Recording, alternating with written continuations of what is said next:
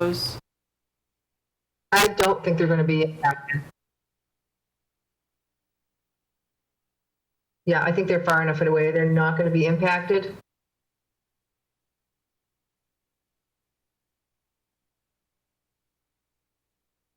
That was one of the trees in the backyard.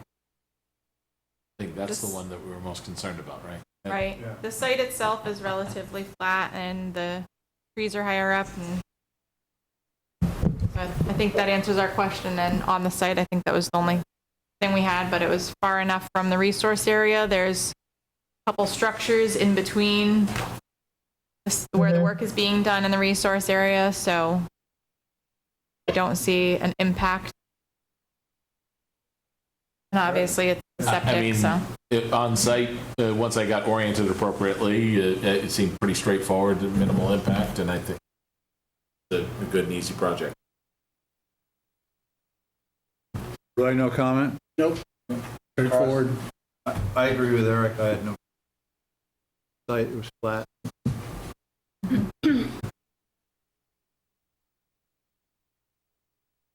Any public comment or?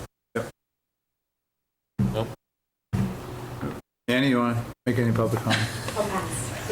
All right, well, hearing none, I'd like to make a motion to close the public hearing for 6 Glen Ridge Road. So which one, on the right there is where it's going to be, and what is the slab, what is it? Can I just ask you to say your name and address for the okay. record if you have a comment? Joe Blow.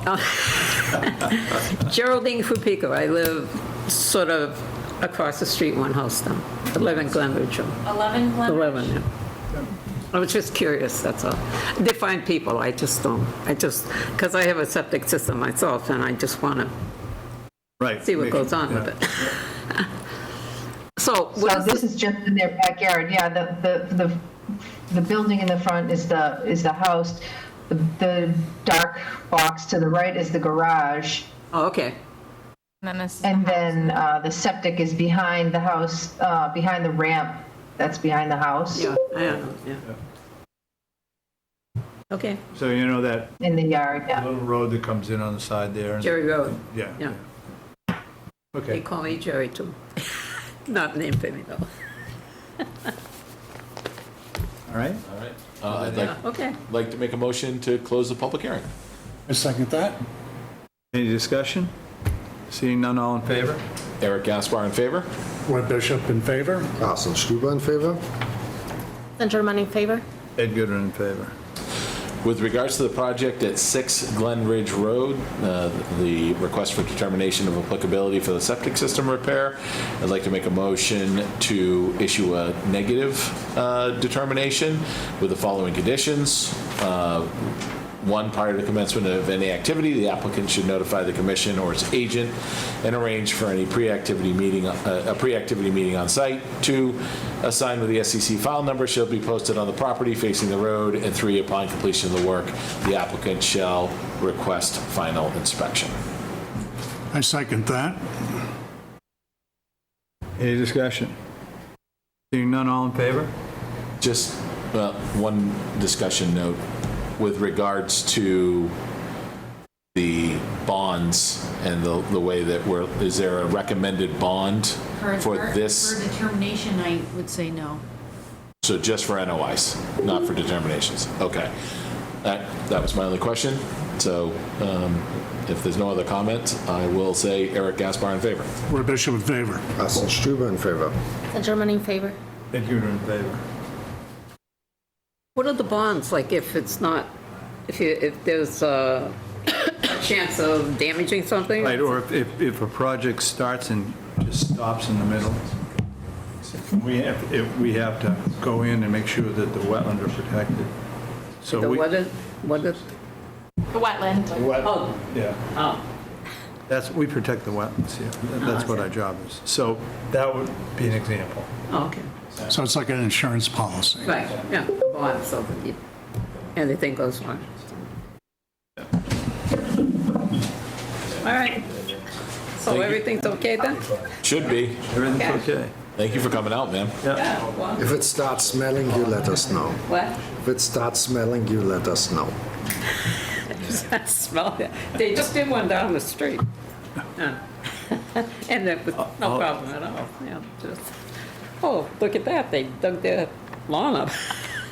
Then I saw them put the big metal box in there, so, okay. Thank you. Thank you Well, for thank coming you. in. Yeah. Sure, what number are we at? So with our next hearing, which was the raise and rebuild of the barn at OSV, for failure to advertisement, this is not going to be on the agenda because we cannot open the hearing. So we currently have some time between now and 6:25 for the next public hearing. My recommendation would be to skip down to certificates of compliance, which will be item 17. All right. C Before 17, we page do- 16 of the Before we detail. do that, they were talking about the existing structure, and here they have it down as a raise and rebuild. So they're going They're to completely taking it down. completely taking it down. Yes, that was discussed on the site walk. All right. It was, for some reason, it was originally put on and just as a renovation, but it's complete raise and rebuild. Okay, I missed that. So, all right, go ahead, down to 17. So item 17 is the request for certificate of compliance for Lake Road. This is the project that is essentially on the agenda for tonight for work that was never done. So the applicant's requesting a certificate of compliance prior to pursuing an order of conditions for the installation of poles and the pole replacements on Lake Road. The order of conditions has expired, and so in order for them to move forward with the project, they had to refile, which is on the agenda for this evening. It's the That's same- item 3. It's the same project. It's No, just- I just, it's odd to give a certificate of compliance We're for gonna- a project We're that going to issue never. an invalid, Order, it's an option on the form. certificate of So compliance. invalid, okay, that helps. So when on the form for certificate of compliance, there's basically work was never done, work was partially done, or work was completely done. Pretty much the 3 sections of it. So this is going to be categorized as invalid because work was never done. They never started any of the work. All right, well, with regards to DEP file number 300-1059, I'd like to make a motion to issue an invalid certificate of compliance. I second that. Isn't that an oxymoron? It is, right? That's it. We could invalidate the original order. Well, whatever the bureaucratic world wants to go with. We can't go to Rome and get this figured out. No. Yeah. Eric Gaspar in favor? Roy Bishop in favor. Carsten Stuber in favor. St. Germain in favor. Ed Gooder in favor. 17.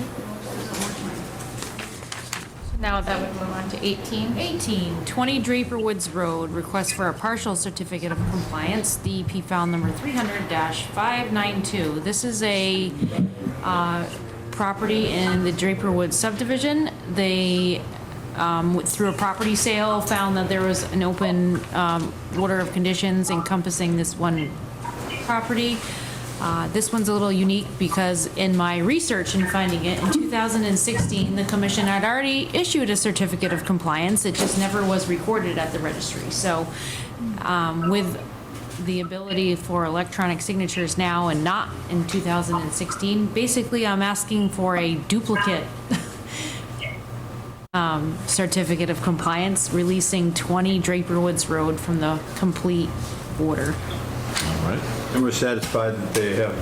And actually, in 2016, I looked back at the meeting minutes, and the project was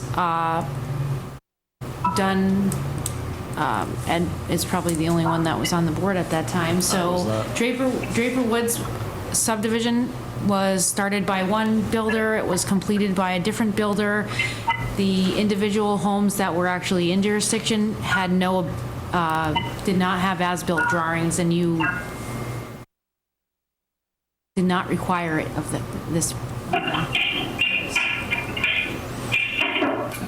Okay.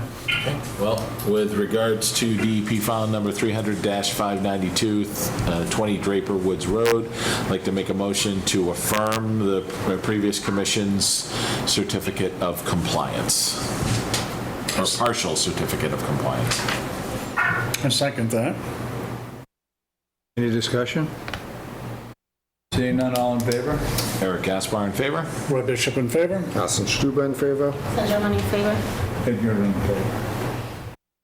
All right, now, where to next? Next one, I'll let Lauren lead that one. 19. 19. Unless they're Okay. gonna come. 30 Main?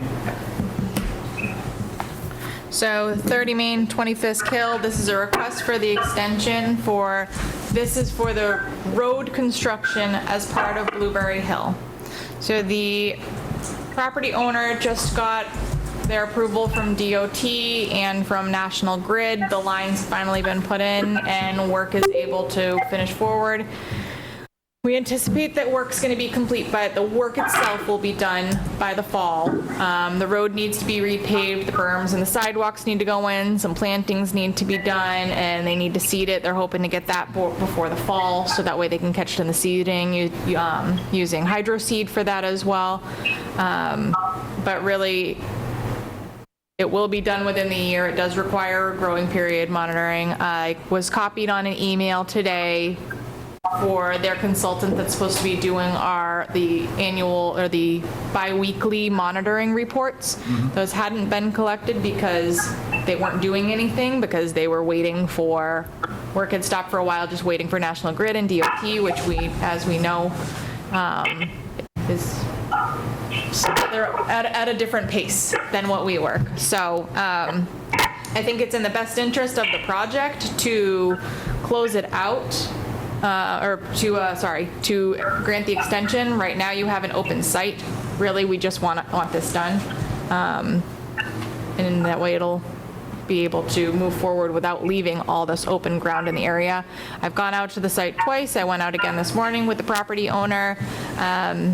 And just looked at a few areas. I had requested that the silt fences be fixed in a couple areas, and they put down some hemp socks, which are honestly going to be more effective for the areas that they're taking in. But the site itself is in fairly good condition considering the amount of rain that we've been getting.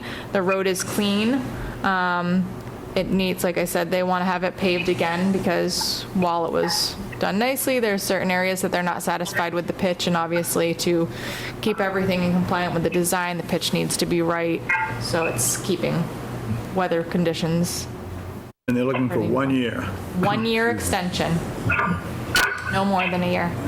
So, and that will cover getting it in and the 1 year growing season. Correct. Okay. That will allow them to continue to, because National Grid just had put in the lines. Yep.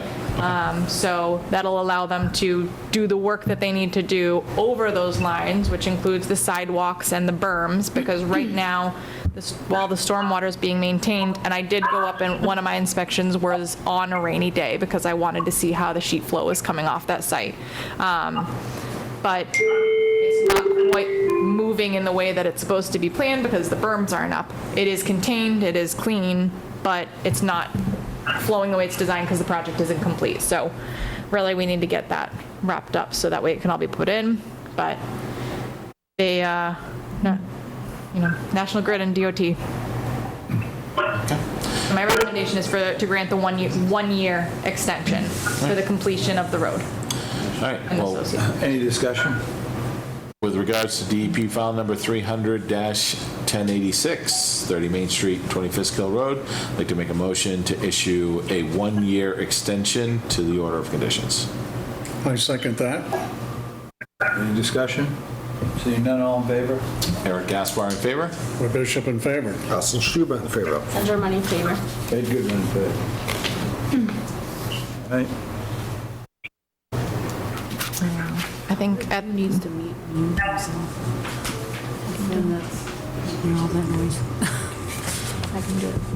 Unless they're here for Lauren, where lunch. would you like to go? My recommendation at this time would be to move to Section C, Item 21, 30 River Road, page 17 of the detailed. All right. Little River Road, request for an extension of an order of conditions, DP file number 300-1019. The applicant is Boston RV and Cottages. They're looking for a 3-year extension. Yes, so this is for the vegetation management plan for the pond at Pine Lake RV Resort. It is not set to expire until October, but we are required to acknowledge it within a certain number of days of receiving the extension. I'm requesting that this get tabled for till the next meeting because I need to do a little bit more research on the activity in the area so I can make a preferred recommendation on whether an extension is required or refiling. So I'm requesting that I be allowed time to look into that and also consult with council as But yeah, well. we're also in court with them, Right. so, Why I would like to consult with council. yeah. Just gonna say, buckle up. I don't want to stir the pot, but I I do. like to. But I would like to, would not like to make a recommendation at this time. Good. So I don't know if we need a motion, but you if we just do write for the the- record, I'd like to make a motion that we table. table this until the next meeting, Please, thank you. 30 River Road. Great. Second, I second that. discussion? Seeing none, all in favor? Eric Gaspar in favor? Roy Bishop in favor. Austin Stuber in favor. St. Germain in favor. Ed Goodwin in favor. And I think we got time for 22. That one's pretty quick. If you want to move to, 22? yeah, section C, item 22, 13 Preserve Way, page 17 of the detailed. Yep.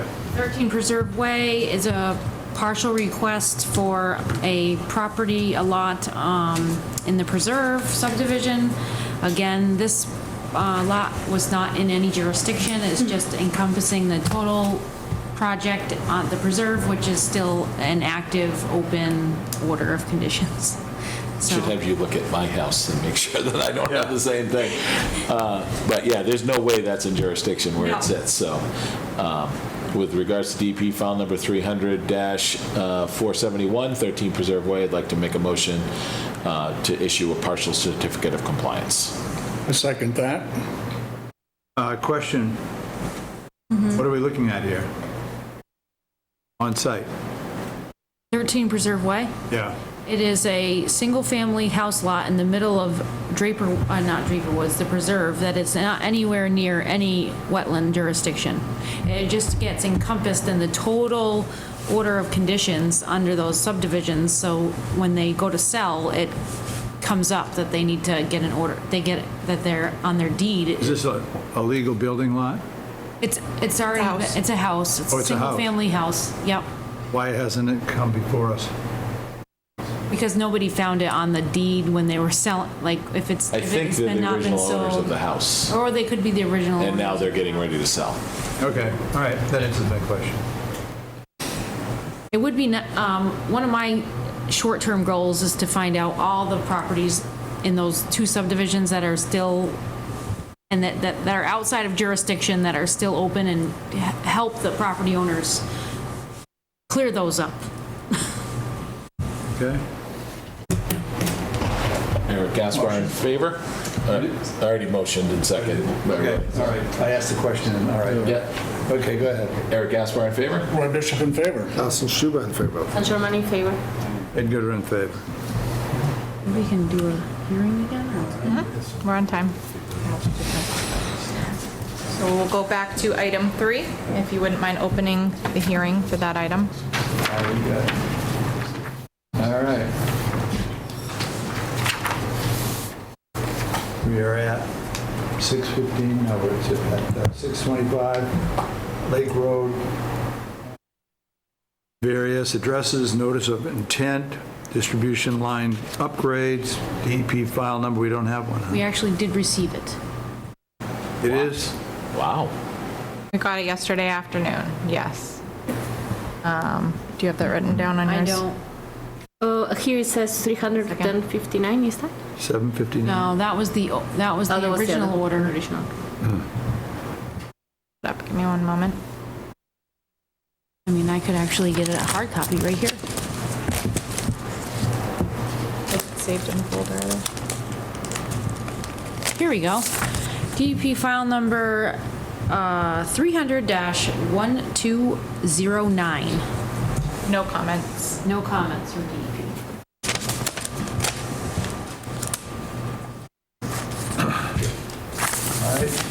You don't have anybody here representing, I think we do online.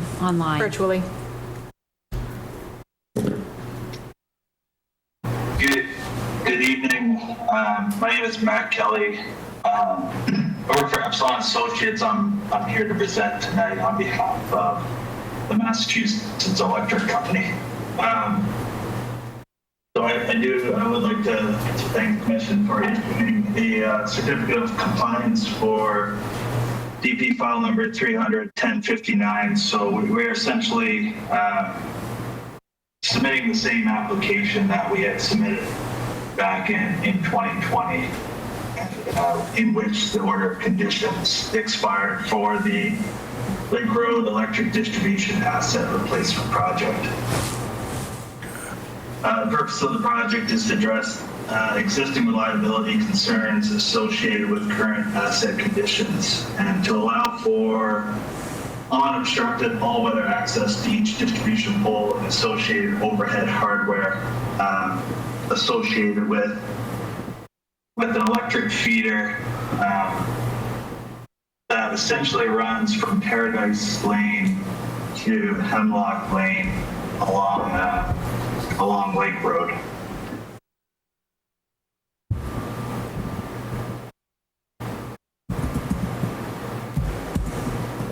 We did the site visit on August 13th.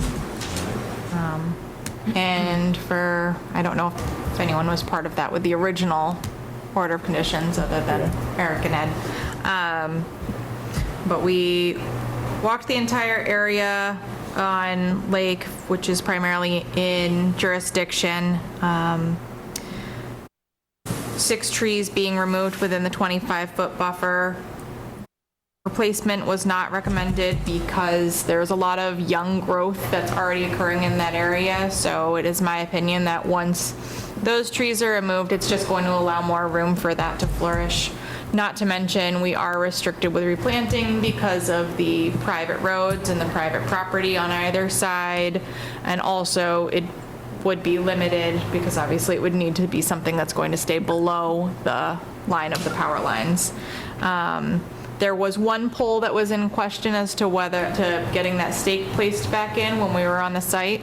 If you recall, it was in the middle of that private property that did get staked out, and I went out this morning and verified that. so that was restaked? That pole was restaked, yes. Oh, good. So it was pretty close to where we were looking at. So this is that stake that was on the ground right here by the tree, and then this is the one they just placed in. So, I think I can speak on behalf and say we appreciate that getting done so promptly, and I did have the time to go verify that.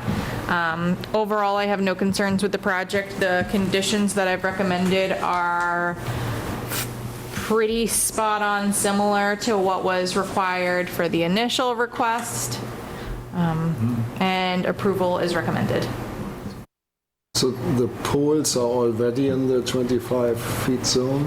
There are some that are already within the 25 So foot, and they're yes. just replaced, so there's really no... Some replacements and some are new. It was a total of, But they couldn't put it outside of that area.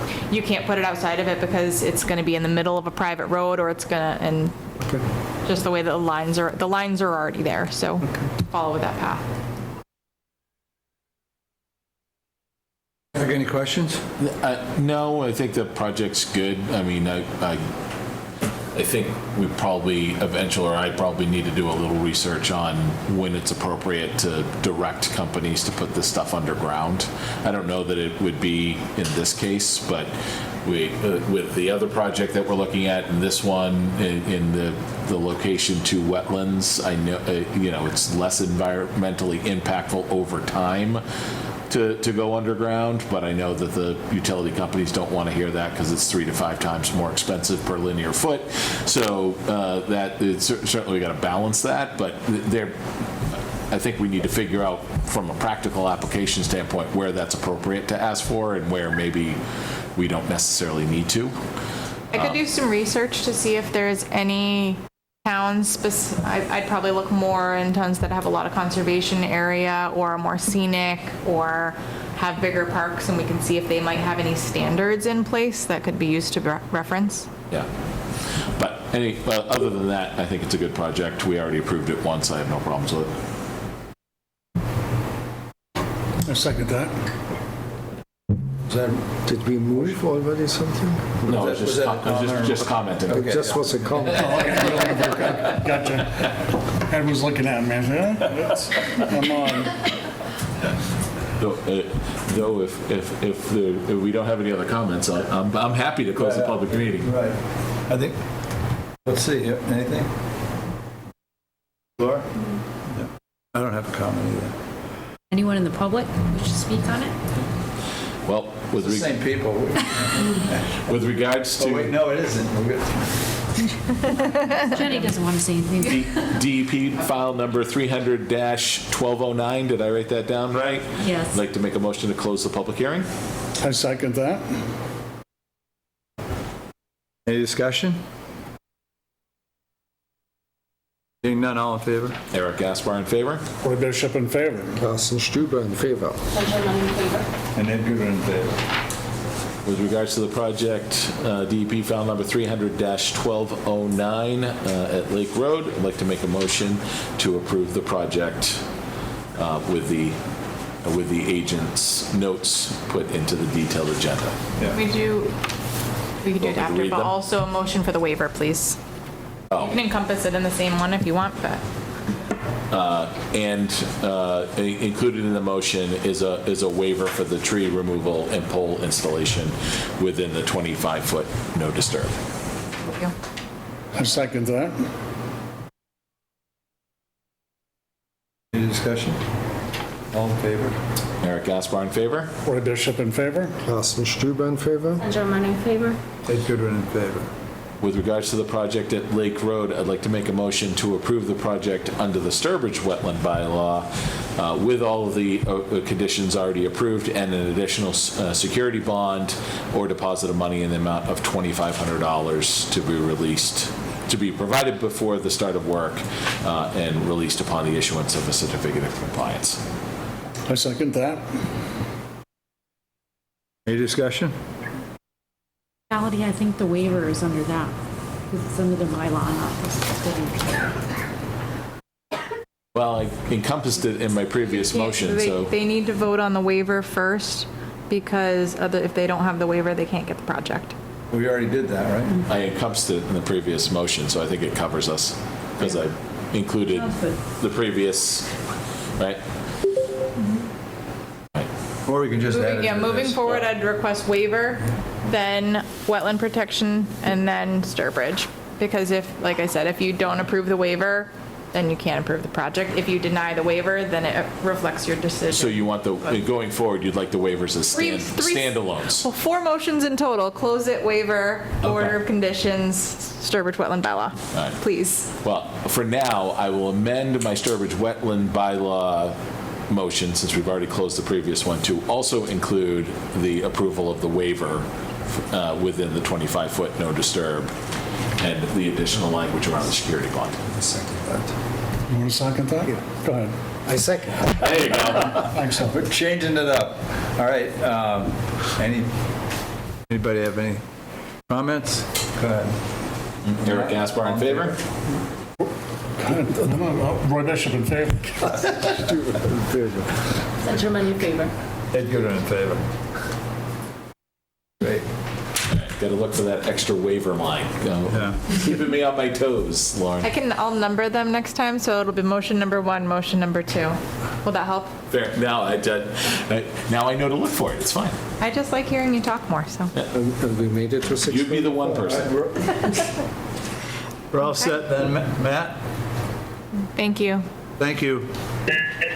Thank you very much. Could I make just one quick request, to Lauren and Aaron? Would you mind sending paperwork to me at my office address, and I'll take care of getting it recorded at the registry. Thank you, we will do that. Awesome, thank you.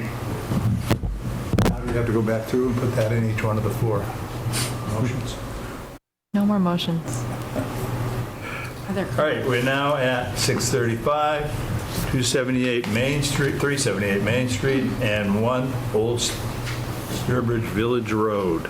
Notice of intent, installation of a pond leveler, DEP file number 300. Do we have a number? We do not. No number. Okay. I was hopeful. Okay. Heather, you want to introduce yourself? Sure. Good evening. My name is Heather Bailey. I am Town of DPW Director. For those of you who don't know who I am. Nice to meet you all. So I am here tonight to present this project, which is actually in 2 locations for 2 separate pond levelers. They're kind of interconnected because if you know the waterways, they're actually kind of interconnected. But we've had historical problems impacting infrastructure at both of these locations. So I'll talk about the one at Main Street first. Thank you. So this is the Cedar Pond Dam. Right, what you're seeing is Burgess School Road, and right down from the dam is also our wastewater treatment pump station. That's our largest pump station for our sewer plant. It takes all the sewage from basically anywhere to the west of there. So all the way from Tantascwa down to this location is where your sewage is coming from there. Not from my house. So you're on the other side anyways. Just kidding. Yeah. But, so it takes a fairly substantial, over 50% of our flow to our sewer plant, just so you have a concept of how big that is. There is a very large beaver complex here that historically has dammed up the water.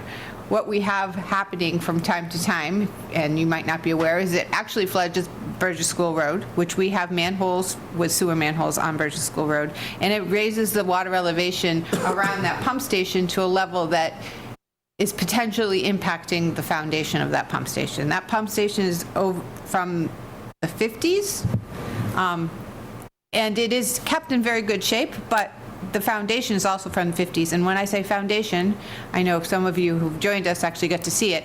It's a pit. It's very deep. It's like 30 feet down. It wasn't designed to have water pressure up at 5 feet below grade, which is what essentially is happening when that water gets raised up to historically high levels. We recently had done some work out there to install a new water line into the building, and the water was very high in that pit. We had groundwater at 5 feet, which they were kind of shocked to see. So what we're asking for here is to put 2 pond levelers in. They have to be 2 here in this location because of the amount of flow that comes through it. We've worked with Beaver Solutions, which we've used in other locations where we've had emergency situations that needed pond levelers. They've been installed in different beaver areas in town to put that in to handle the flow that comes out of the pond, which will just keep the water at a constant level.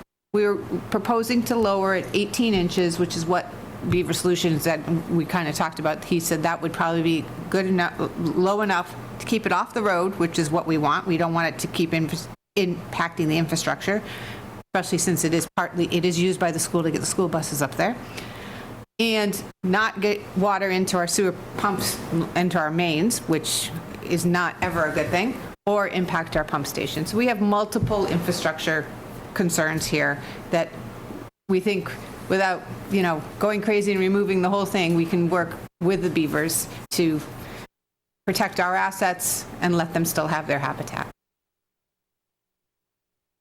And to add to that, historically, the town has been trapping in this area, but as you know, beavers are resilient and they make wetlands. We're looking to, like Heather said, work with the beavers, reset the landscape back to more of what it used to be. And then the reason that we're doing this through request of an order of conditions versus just an emergency order is to allow continued maintenance. So Beaver Solutions will have to come out annually to inspect the pond levelers. So those will be getting monitored, and we'll know that they're functioning or not functioning, but they'll be monitored that way.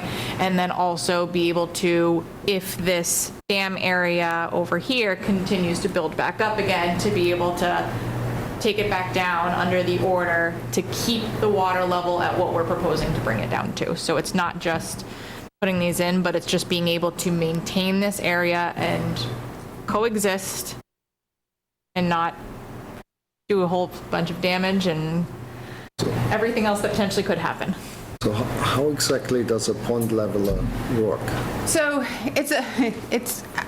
there, I think there were pictures of it kind of in the package, but I'll try my best to describe it. There you go. So they basically put a pipe on the bottom of the water with a cage around the outside so the beavers can't get into it, so they can't clog it. The water slowly, doesn't flow at a speed that the beavers get triggered by, and then it's outletted on the other side of the dam far enough away, again, so they're not triggered.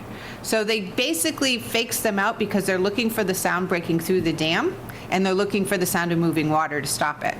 So it's basically giving the water a place to flow through the dam under a controlled situation, under a controlled flow, without the beavers being triggered to block it.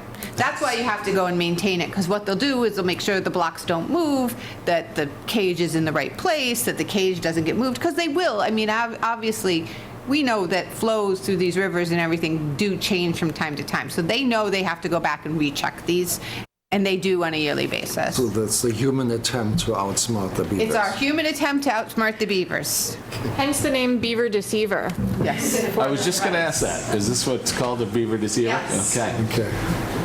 Okay, that's interesting. And there's no other way of doing it. We can't just remove beavers. And we have those over off of Podunk, right? What?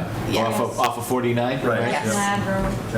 Yeah. So if you remove the beavers, what we know is they'll just come back. So this is an attempt to try to get into some kind of constant, a way to keep the level at where we can work without having them continually impact. Now, the one caveat with these beaver deceivers, and one of the reasons why we already had them out to look at it, is you have to have a flow channel. You can't do it if the pond is not deep enough, because first of all, you can't get the pipe under the water deep enough so it doesn't just come out when it freezes and everything else. But you have to have it so that they actually aren't aware of it as much as it is. If it's not deep enough, they told us right away that it has to have at least a 3-foot, 4-foot channel. So in both of our cases, we were able to confirm that. How much lower you need the pond level? We're looking at 18 inches. And that's for the pump to be safe. Yeah. Well, from what we can say, we haven't done any test pits on the outside of that. The good news, and you were there, we haven't seen any leaks, we don't see any cracks, but again, it's a 50s foundation. I mean, I commend that they actually probably built it very well, but we don't need to be putting unburdened stress on a pump station that's pumping, 100,000 gallons of sewage a day. Preach. Better the 1950s than the 1980s, I'd say. Any comments? And then, Yeah, I was just going to ask, does it make sense, Lauren, to get a annual report? Yes, I do have that listed as a condition, just confirmation that Beaver Solutions is going out and doing their maintenance, which, I'd obviously know about, but we'll keep that as part of the ongoing record too. Oh. But there's a second aspect to the project, which is Got it. similar, but. yeah, the second location, you can see the lovely blue stakes with those lovely, and those two little round dots up there, those are two valve boxes. So if you're familiar with heading to OSV up Stallion Hill, right after you get over the bridge, there's another beaver dam right there. This is on an intermittent stream that comes down out of OSV and has, and I did historically grow up here, so I can say this with some knowledge. It was never a flooded area when I was a kid. There might have been a tiny little stream that went through there from time to time, but now it's turned into a very large wet meadow area. Recently, even when that picture was taken, the water, for some reason, I don't know if it was just a particularly dry season or something happened in the beavers' dams, which they might not have been maintaining, and the water went down. And we were like, yay, the water went down, because it hadn't been down for the 2 years I knew of from when I had been here. Those valves hadn't been operated.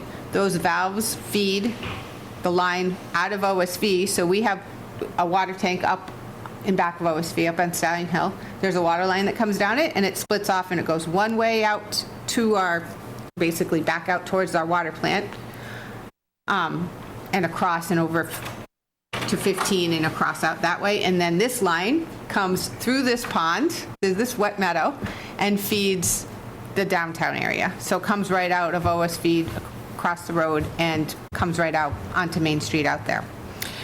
These two valves hadn't been able to be operated. There's two valves here. One of them controls the main line, and one of them controls a valve that goes over to the line that goes over to the new school at OSV.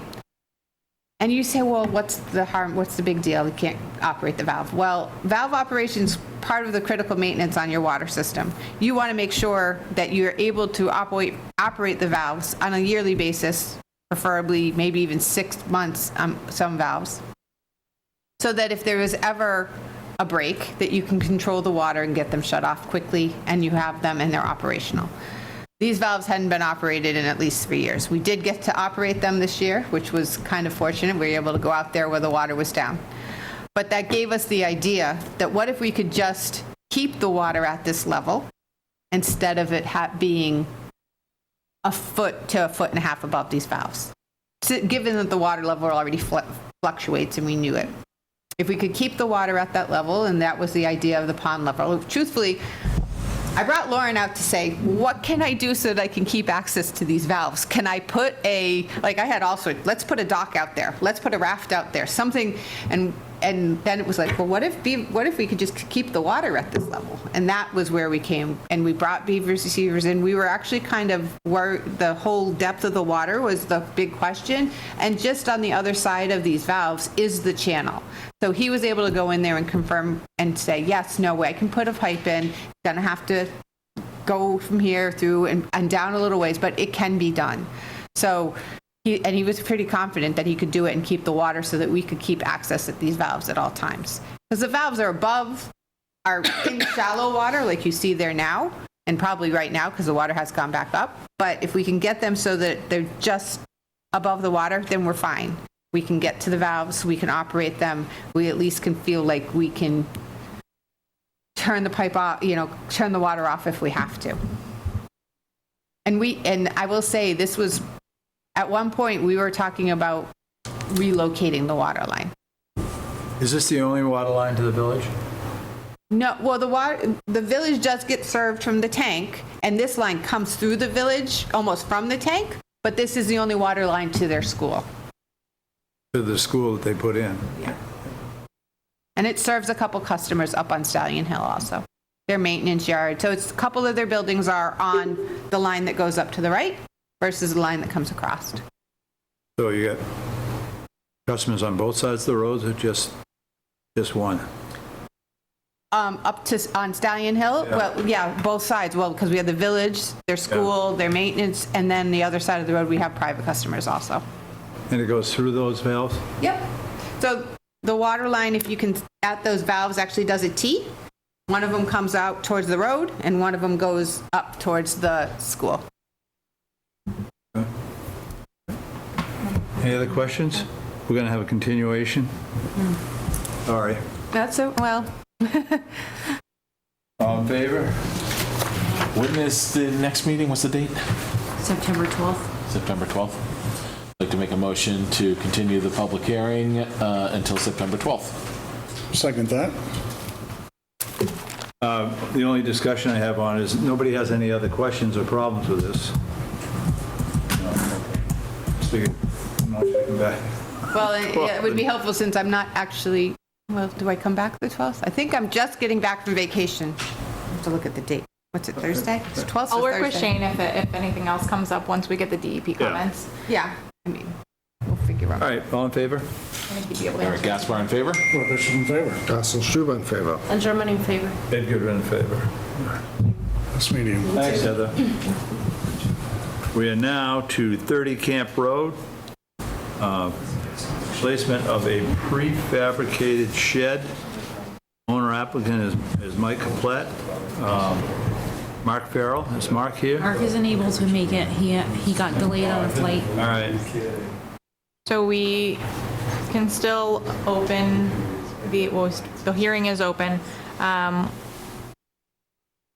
am comfortable with moving forward on this project. For those that went out, this is a prefabricated shed that is going in front of the house. The front corner of the house is 195 feet from the pond. So the shed is just in the under this local jurisdiction. There's minimal grading that needs to go in. It's maybe 3 or 4 inches of a corner just to level out that area so the shed is not tilted.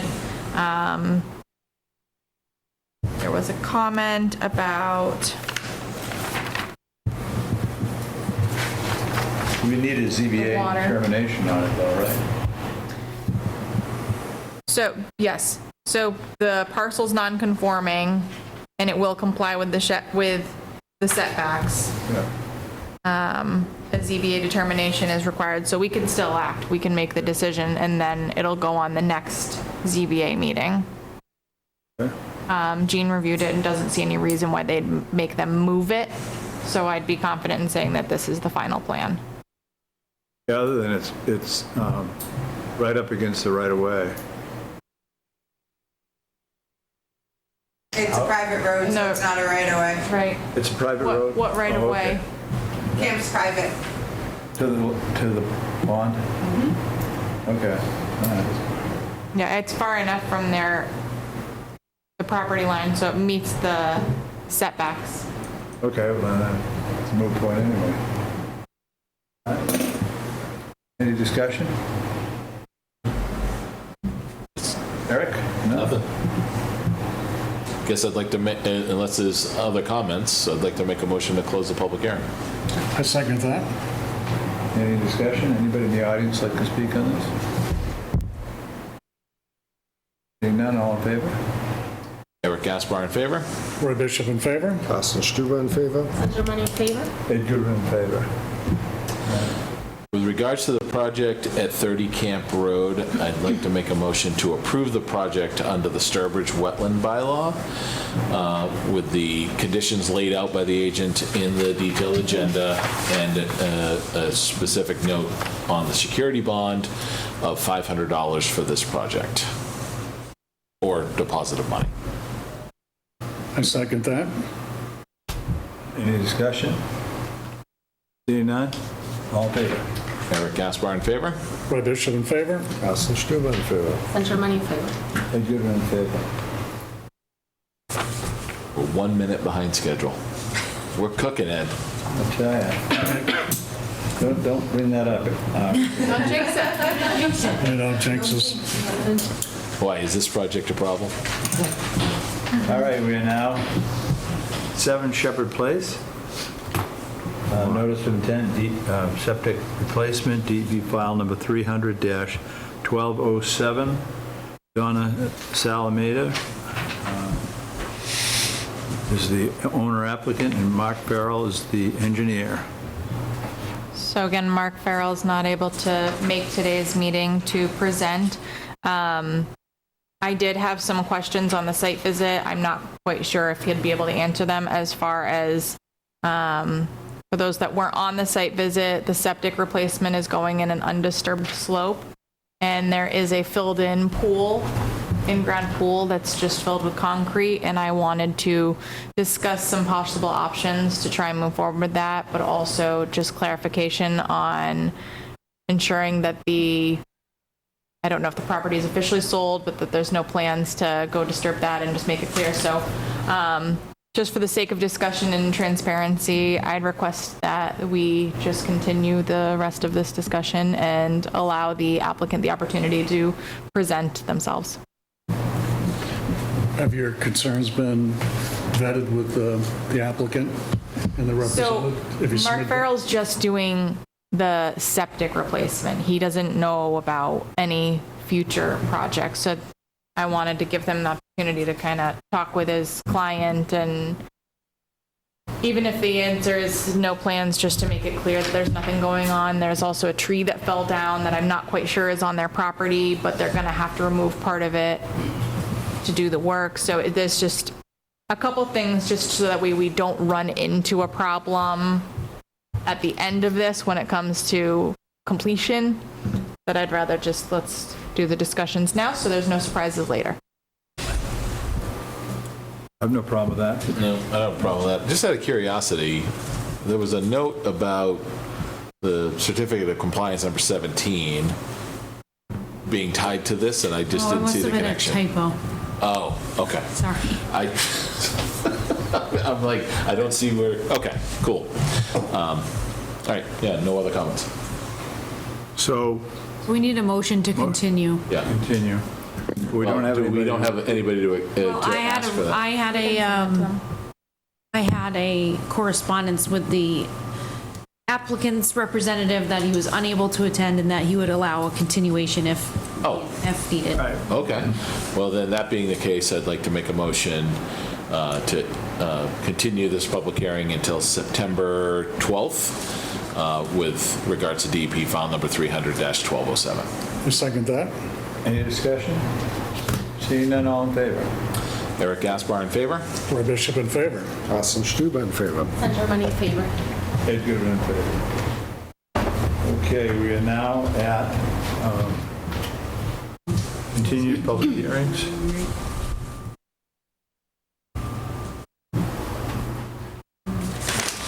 Old Sturbridge Village Road. Continue the public hearing for the notice of intent, vegetation management and mill pond and Quinnebog River Reservoir, DEP file number 300-1205. I believe the applicant's representative is online. Yes, hi everyone. Hi. Should we wait for Karsten or Ed? Yep, Would you like to wait for Karsten to come back? we can wait a minute. Okay. Just gonna pause for one moment while we wait for one of our commissioners. Sounds good. Can you hear me okay? Yes. Okay, great.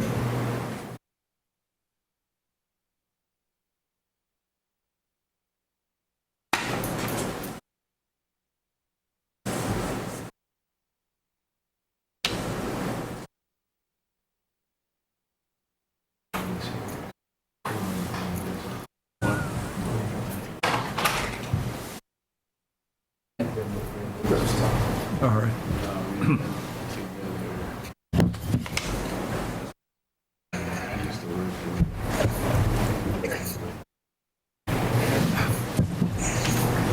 All right, he's back. Okay. So hi everyone, I'm Morgan Croco from TRC, representing Old Sturbridge Village. So we came and presented a few months ago, and we were waiting on a file number, but now that we have it, just another quick run through on the project. We're going to work on the invasive variable leaf milfoil and fanwort that's present in the two ponds that are on Old Sturbridge property. So you can see in that map, that's our treatment map that we presented. So that's the combination of everywhere that we found variable leaf milfoil and fanwort. That does leave out a bunch of other areas. So if they're doing a treatment, they're just going to be going in that pink area that's shown. We did have 2 state-listed species, and we worked to make sure there was a no effects policy. And then, yeah, that's about it. So we're open for questions. Excuse me. Whatever you have. All right. Lauren, what do you? So the project did receive a DEP number. There are several comments from DEP that I think need to be addressed, including verification that there are no abutters within 100 feet within the project, because if so, then a abutter for notification needs to go out. There was also a question on the 10,870 square feet of riverfront area that are going to be impacted, which we, have the areas now shown of where the impacts will occur, but the remaining questions about target species, how they're going to be treated, the overall goal of the restoration, because that's an important factor to it, other than just aesthetics. DEP requested a plan or criteria providing a description on how the treatment's going to occur, what process they're going to use, and essentially just justification for the process. At our last meeting, we had questions on the existing conditions of the pond itself, as far as the existing vegetation and plant frequency. We've got the maps of the area, but we don't have the profiles as for the dissolved oxygen, temperature, pH, and things like that. And I still do believe that those are important factors to consider, because essentially, if you're going to do any treatment too, we'd want to see what those levels are at. And if we do authorize the treatment, we'll want to see follow up and have those measures taken again to see what they're measuring at post-treatment. So I think having it preliminarily will help the board and help the commission make the best decision. And regarding the no abutters, so in our original NOI, we submitted, then Erin Carson was the one who confirmed that no abutters were needed, and so that's what we had gone off of. OSV is if any project is over 500 acres, they're not required to notify abutters. 50 acres, sorry. It's in the regulations, but I think that DEP is saying that maybe like the edges of where the treatment areas are on the edge of their property, so that there are possibly some abutters, but I guess that would be on the applicant to figure out. Generally, OSV has never had to notify abutters in the past, but. No. How about downstream? I don't think that The was their comments comment. just say for the project area. So if the treatment is within 100 feet of any other abutter, that they'll have to notify. I wasn't really aware of where the treatment areas were, just that they were in Mill Pond on OSV, so I don't. How is it written in DEP's note? It's in your detailed. They said something along the lines of they think Stallion Hill Road, the neighbors on Stallion Hill Road, I believe. Yeah, they're not. I don't think so either, but that's on the applicant to go find out, I think. I think we'd be the closest butter to the town. Just knowing where this is. Or possibly the property on Main Street that is currently Porterhouse Place. Restaurant. Porterhouse, their Thai place, or Which is OSV's own property. I don't know. Are those properties owned by OSP? Thai places, but not Not the Porterhouse. steakhouse. No. Porterhouse isn't in that area. The Thai place? No, but it might be considered. It might be. That's way over here. I think the closest would possibly be Thai Place, but they own that property. that property. So just based off of what I see, and I don't think that there are, we need to acknowledge the DEP comment, but there's still other things that do need to be addressed. Okay. So the recommendation is to continue it? Correct. What are some of the other things that need to be addressed? In addition to the DEP comments, providing more information on the narrative, explaining the existing conditions, the role of the pond and how it's utilized, because that's a factor that we need to consider as well, because that's, again, if the project gets approved, that's something to consider with doing conditions as well. I know that's an active walking area too, so if we were getting treatment, we'd want to put conditions as far as notifications and signage in case even just someone's walking their dog and their dog wants to go, and things like that I think that we need to be more aware of. Clearly stating any benefits to the treatment process itself. Again, a greater narrative as to why it is necessary at this time to do the treatment. We also provided those photos of the existing conditions. So those two invasives I named, they're really just kind of choking out the areas in our treatment plan. And that was kind of the main motivation behind that. Eventually, it's going to adversely affect the water quality. Some of the wildlife is going to struggle if they get choked out by the plants, and the native plants are going to struggle as well. There are a number of native plants, different water lilies and Potamohetans, native pondweeds that we're hoping to preserve. And with these invasive species, they're just going to take over the pond if not taken care of. I also did notice when we were out there that Old Sturbridge Village has little rowboats along the side, so I believe the pond may be used for recreation as well, which would be difficult as more and more invasive plants take over and grow up to the surface. Is it possible to physically remove the invasive species without using herbicides? I'm sure it is, but I think it comes with a lot larger cost, and then it's not as effective because of the growth with these certain plants. And fragmentation is a big issue, especially with milfoils. So even if the smallest piece breaks off, it can root and start growing again. So it's hand harvesting is not really an option for these, I'm sure. How specific? It would be very helpful. Yeah. Sorry, how specific is the herbicide for the invasive species, or is it going to affect the native vegetation as well? We're not the treatment company, but as far as I know from working with the Pond and Lake Connection, then it shouldn't affect the native plants as much, and that's especially why we specified those treatment areas, so it's not just going to take over the whole pond. It's only going to be in those areas that we showed on the map. But that'll help get rid of the invasives so the native species that are left there can flourish. And it'll just be a nicer environment, nicer place to use the rowboats, to walk around, protect some of the fish and some of the native species.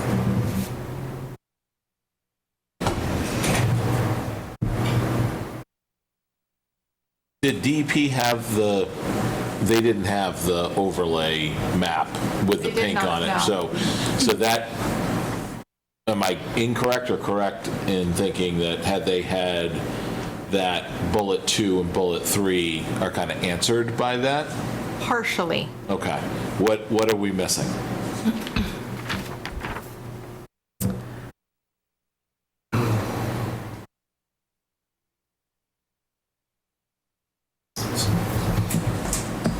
The goal of restoring the open water habitat, Okay. and the plan showing a criteria describing how treatment will occur, the location, and relative to the abundant aquatic species necessary, which might be on here. But I think method of treatment is an important factor as well. And we don't have that because they're not. It was not in the narrative. Do you have an answer for that? The method? The information on the treatments is in the NOI narrative. They talk about the different herbicides and how they apply. I'm sorry, could you just be a little bit closer to your mic? I couldn't hear any of that. Sorry about that. Yeah, in the NOI narrative, we do talk about the herbicides and the way they would distribute them along the pond, and then now it's only 2 proposed herbicides. And that was given to us from the Pond and Lake Connection, which is the treatment company. And that was all listed in the NOI narrative. Okay. And as a practical matter, time of year, when's the best time of year to apply this treatment? That would be early, so late spring, early summer, kind of before those plants start flourishing and before they root and drop their seeds. So if we were to request a or ask you to request a continuance to address the agent's concerns and get a grander narrative from DEP, it's not like we are risking any timeline or open window for this to be optimally done then, correct? Yeah, it would not be until 2025. Okay, all right. All right, good question.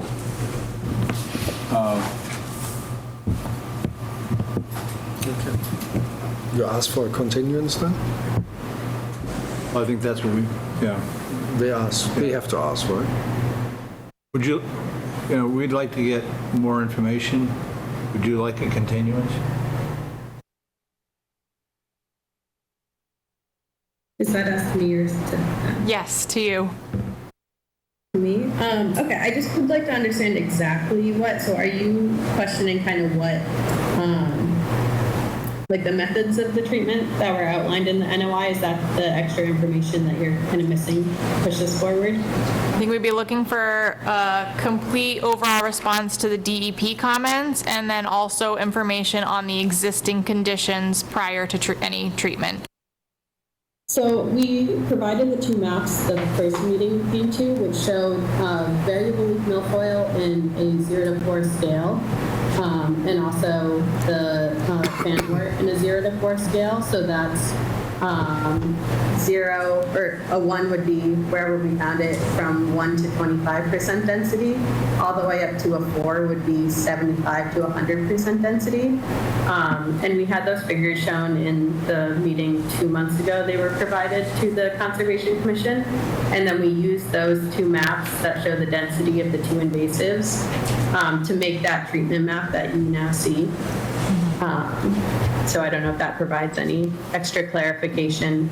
And then, yeah, we kind of discussed the goal of the whole project being to promote the healthy levels of native plant growth. So I guess I can get more information on that, but essentially the answer is going to continue to be the same. We're trying to remove some of the invasives to allow the native plants to continue to grow through, and then help with fish so the plants aren't crowding them out, crowding out the native species, not only for aesthetics, but for the Old Sturbridge Village's boats, and just the health of the lake in general.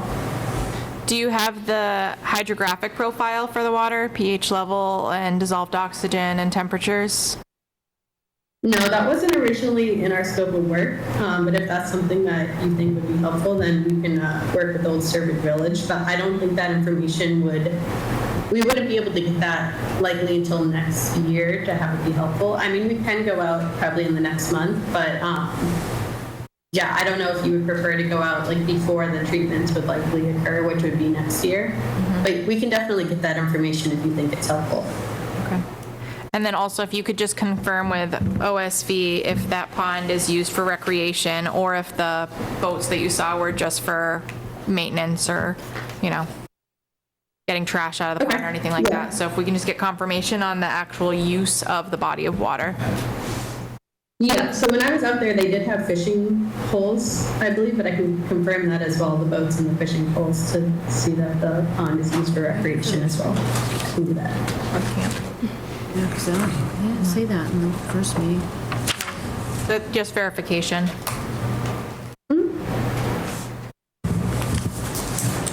So, Do you want to continue to September or do you want to wait out a little while since there's, you're not going to be treating this year and give you time to get all the information? I think we can likely get out and get some of the water quality information in the next month, so I think next month should be fine. That would be September 12th, Well, but we have to have everything back by, 1 week prior. Right, So that'd have 2 weeks, Right. including a Labor Day holiday. right. Okay, so then maybe, do you have the schedule for your next meeting? We can do the next one out, and they'll give us plenty of time. October. Tuesday, yeah, 3rd. Yep, October 3rd would be the meeting after that. Is that Tuesday, October 3rd? Thursday. Also a Thursday. Oh, okay. Yes, that's perfect. Let's plan on that. Yeah. All right, well, I think since we have time, I'd like to make a motion to continue this public hearing for DEP file number 300-1205 until October 3rd. have a second? Second that. Thank you. Discussion? All in favor? Eric Gaspar in favor? Roy Bishop in favor. Carsten Stüber in favor. That's your money in favor. Ed Goodwin in favor. Thank you. Thank you. All right, we are now on to Shampo Road. Continue the public hearing for the notice of intent for a single-family home, wetland crossing and replication, DEP file number 300-1194.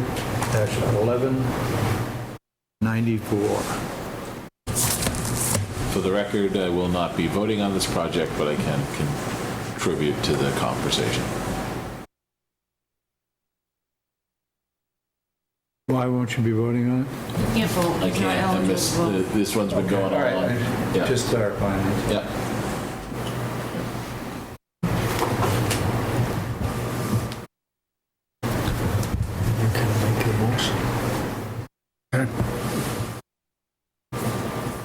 For the record, I think it's Keith Beecher. That's not the owner, What? not the owner. No, I know, but you've got his name in here, and it's spelled incorrectly. Why? I think. Beecher, yes, not Beechett.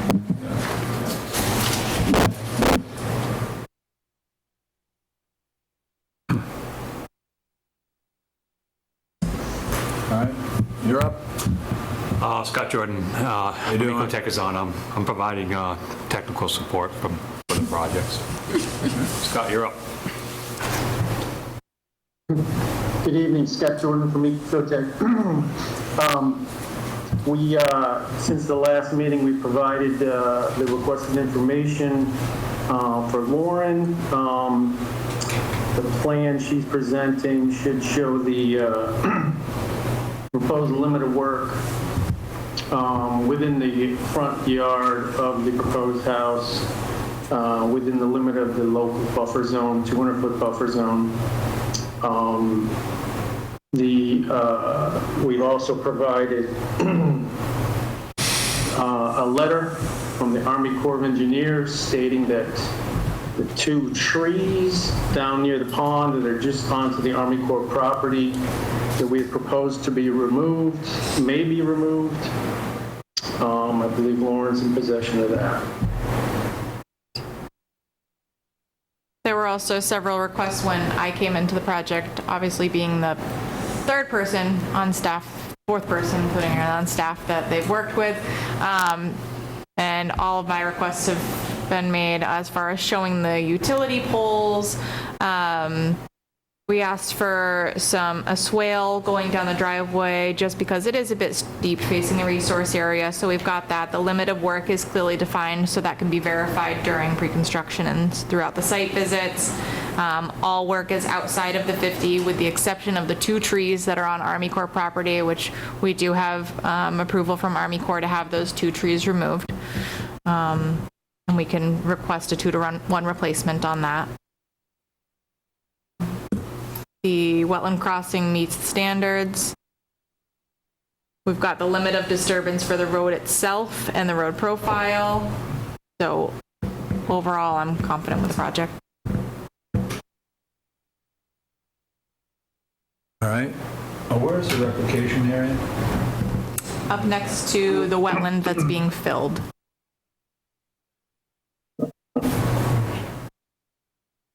Which is proposed to be oversized from what the requirements have.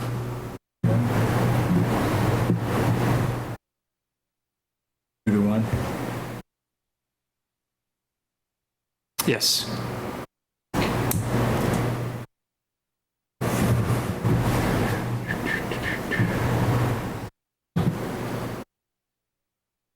Can we go back to the house? And there is a dilapidated crossing there. So improving that would be great because it is kind of getting blocked from, because the pipe that's there I think is undersized and so. So, all right.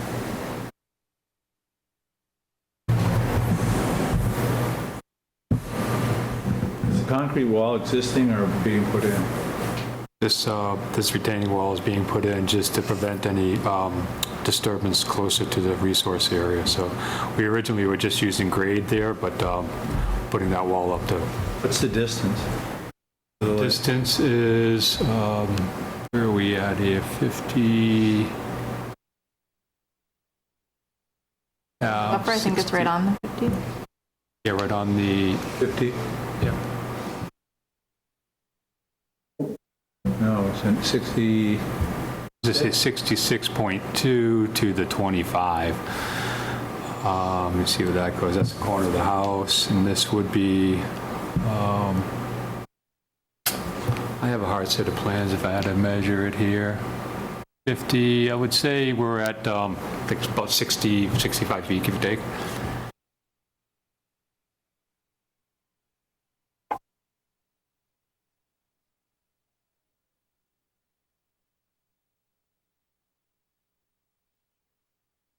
Eric, you got any questions? No, we've come a long way with this project, even though I can't participate. I'd like to thank everybody for all your hard work. Sure. I'm good. Good? You good?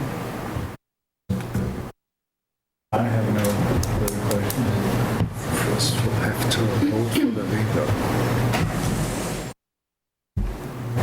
Anybody in the Anybody in the audience?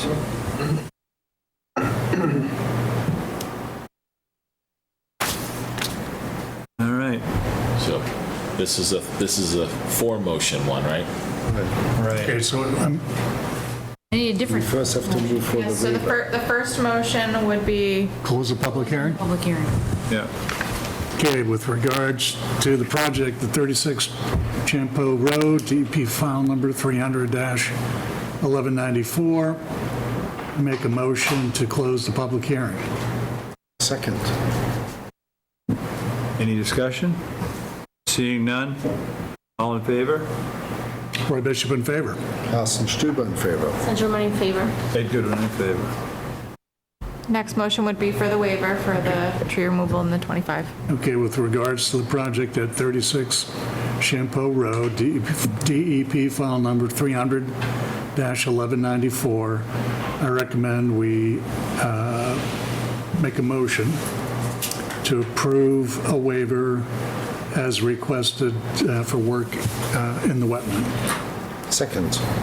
And the 25-foot buffer. And the 25-foot no disturbance. Do I have to change it? Well, it's not in the wetland, I just wanted, for the record, All right, it's in the 25-foot buffer zone. Well, what are we replicating for field wetland, right? Yes, So it is in the work in wetland. the wetland as well. Well, yeah, it says waiver required. The and- wetland is correct. And I work guess, in yeah, the, that and should work in the specify 25 that. minutes. Yeah, okay, yeah. Disturbance within the 25-foot. Yeah. You want me to amend it? No, you're good. Okay. 0 feet is still within 25 feet. Okay. Did you amend it, or? No, she said I didn't have to. She said I'm good to go. All right. Okay. And did you get a second on that? Yeah, I second. All right. Discussion, any discussion? Anybody in the audience like to speak on this? All You right, can't close the hearing. all in favor? Roy Bishop in favor? Carsten Stüber in favor. Sandra Mann in favor. And Ed Goodwin in favor. Now we go to the, Roy, don't read it all, just say. No. Yeah. Use my catch-all language. Absolutely. Okay, so with regards to the project at 36 Champeau Road, DEP file number 300-1194, make a motion that we approve and issue an OOC pursuant to the Wetlands Protection Act with the standard conditions outlined by the agent in the detailed agenda. Second. any discussion? Anybody in the audience? No audience. All in favor? No audience, after you close. No audience, right, I'm sorry. Roy Bishop in favor? Carsten Stüber in favor. Sandra Mann in favor. Ed Goodwin in favor. All right, And one more motion. One more.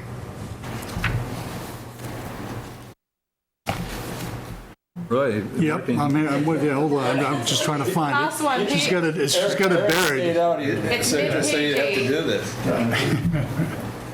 Okay, so with regards to the project at 36 Champeau Road, DEP file number 300-1194, I make a motion that we approve the project and issue an order of conditions pursuant to the Sturbridge wetland bylaws with the conditions noted above as part of the Wetlands Protection Act. Also, the other ones, including the use of pesticides and a security bond or deposit in the amount of $5,500 provided before the start of work authorized and the funds to be returned or the bond released after the work is completed and issuance of a certificate of compliance. Second. Do I have a second? Yeah, I can have them read it over again if you want, Carson. I second it.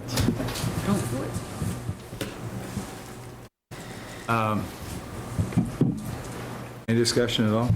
No, seeing none, all in favor? Roy Bishop in favor. Carsten Stuber in favor. And German in favor. Ned Goodwin in favor. All right, now we are on to... Thank you very much. Thank you. 29, 30, 31 Mount Dan Road. Continued public hearing for the notice of intent, fence driveway, DP file number 300-1192.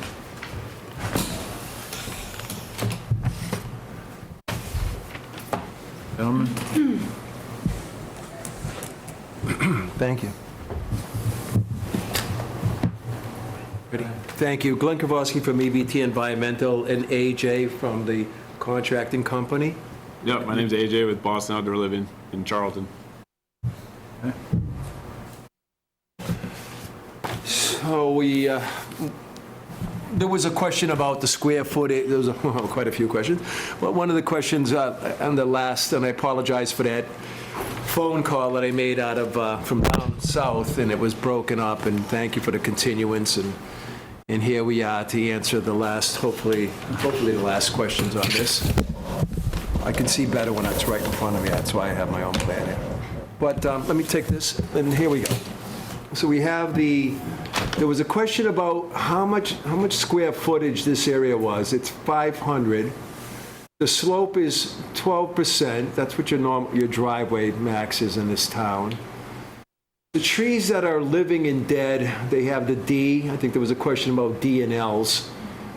The majority of the trees in here are dead. So there's white ashes, what the emerald ash borer problem. And then the sugar maples and that one shagbark hickory, those are outside the limit of clearing, and they'll be left intact. We're not going to take the stumps out. They will be left intact also. And coming back towards the lake if we can, and then obviously we'll take any questions and move back to the top, unless you want to ask questions while I'm moving down.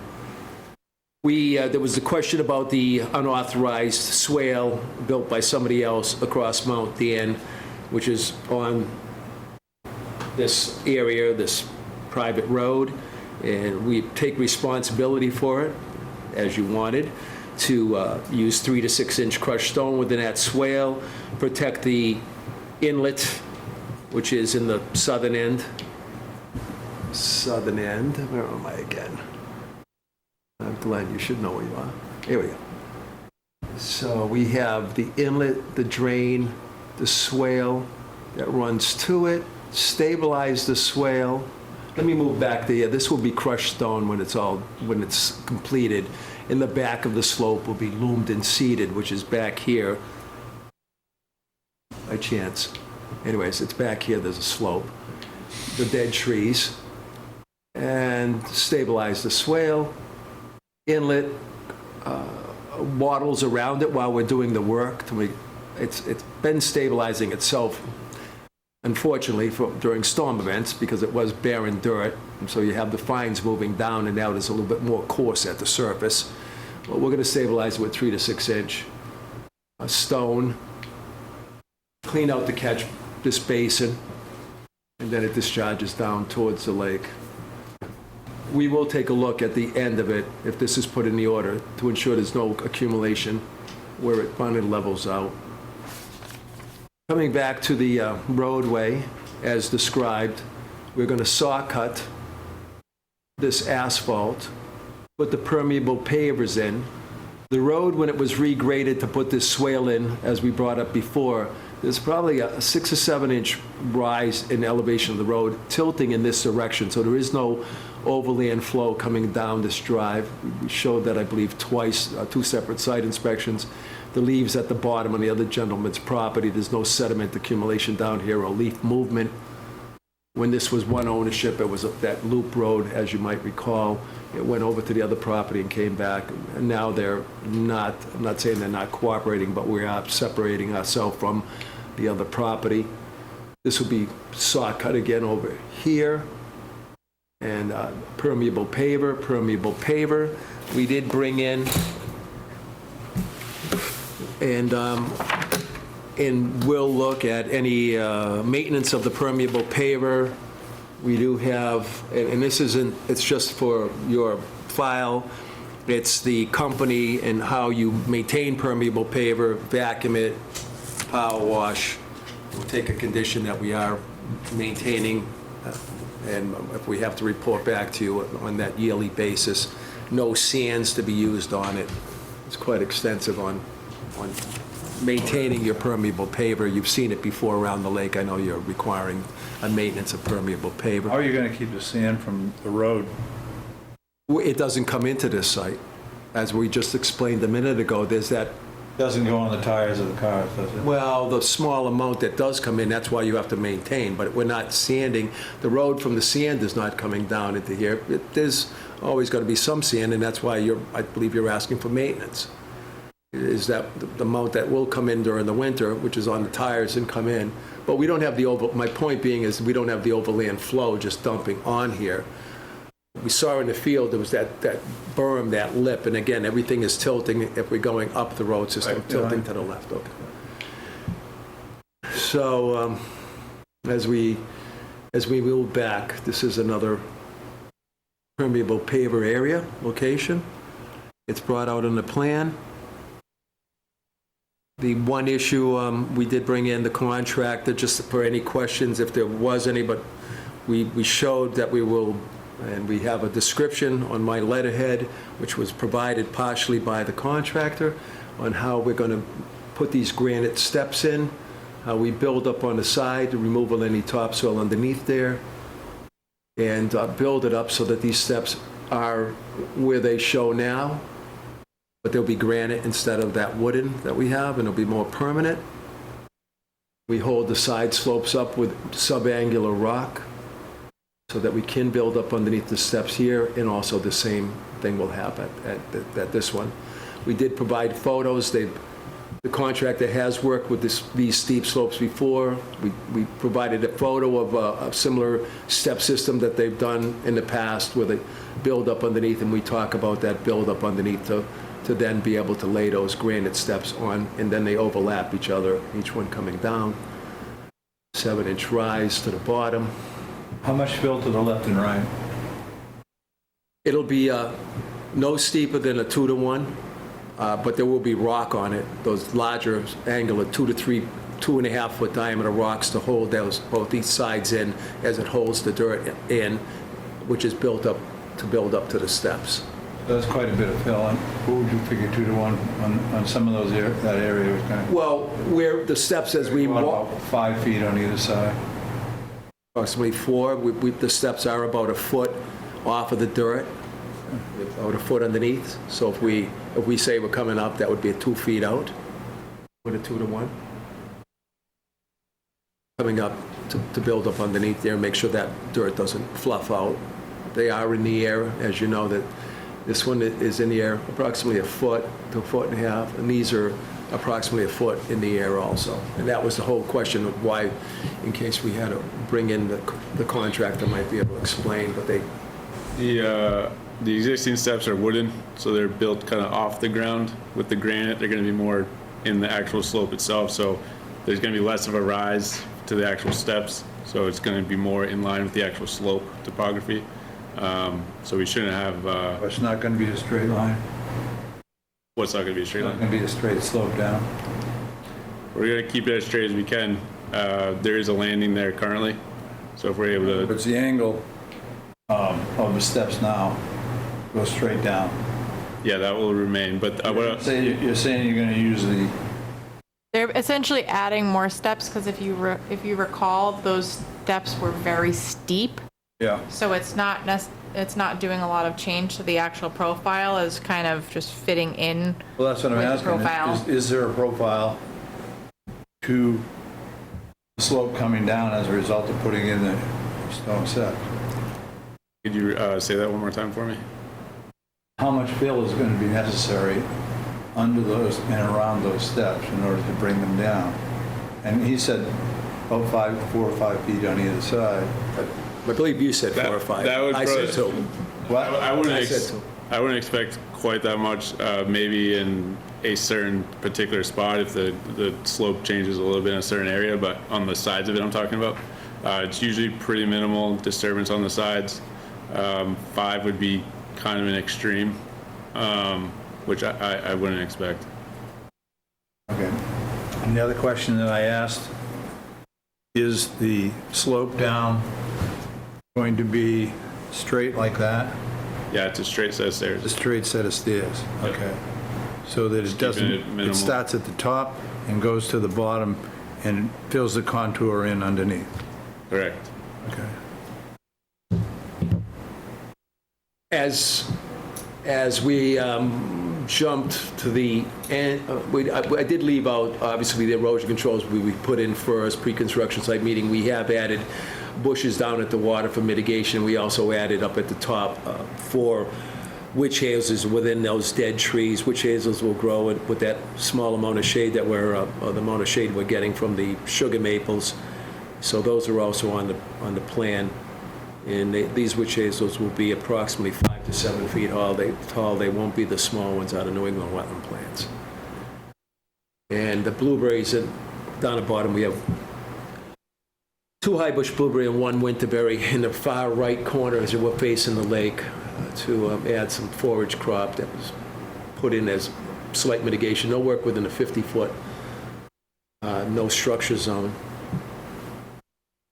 And there was some contention that maybe we'll make sure that any request for a pre-construction site meeting is not just a phone call, but it will be through email, and we'll make sure that everybody's coordinated to be at that. If there was a question of maybe that happening in the past, that there might have been missed, but we'll make sure that it's adhered to. I think that's what I have. No concrete, no, I apologize, sir. That obviously when we take the asphalt out at the 2 locations, that'll be removed directly off-site. And we won't leave that exposed soil. We'll go directly into permeable pavers once we remove the asphalt. So it's not going to be left exposed for any length of time. Just curious, how fast is the infiltration for these permeable pavers? How fast is the infiltration of water? Thank you. How fast is the infiltration? The company doesn't, from my reading, it doesn't tell me how fast the infiltration is. It's better than what we have now, which is asphalt, and that's why we have this maintenance schedule to ensure that we at least maintain what is the maximum amount that can be infiltrated between those voids. It does give us the particle size of what we have to put in between to ensure that it's not a fine material, sand. And so that's also in that spec, that the particle size. So, and we've used it on Webster Lake, or a fair size particle size, so we do have that infiltration. And also the matrix, which is on the plan. We do have the matrix. It's in the center of the plan. It's right above, I'm sorry, if we could go up into here. If we could see it on the plan, that upper part of the plan, if that's available. Keep going, I think, yeah, keep going. Keep going.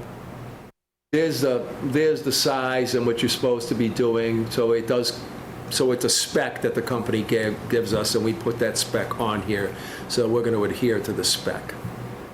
Just, I was mentioning that because you have like water coming from the first set of steps through the previous paver, and then the steps down towards the wetland.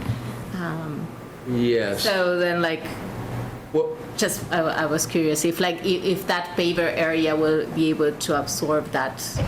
This paver area is flat, whereas this one is on a slope.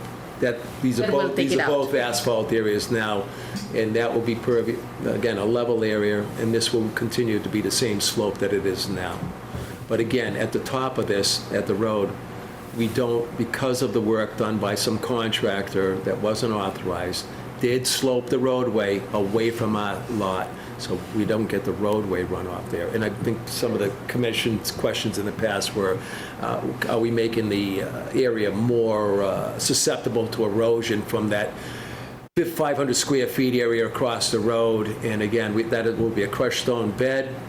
It does change the CN number, the coefficient of infiltration. That would be up above. That's this area, but it's relatively, well, as small as a subjective term, 500 square feet.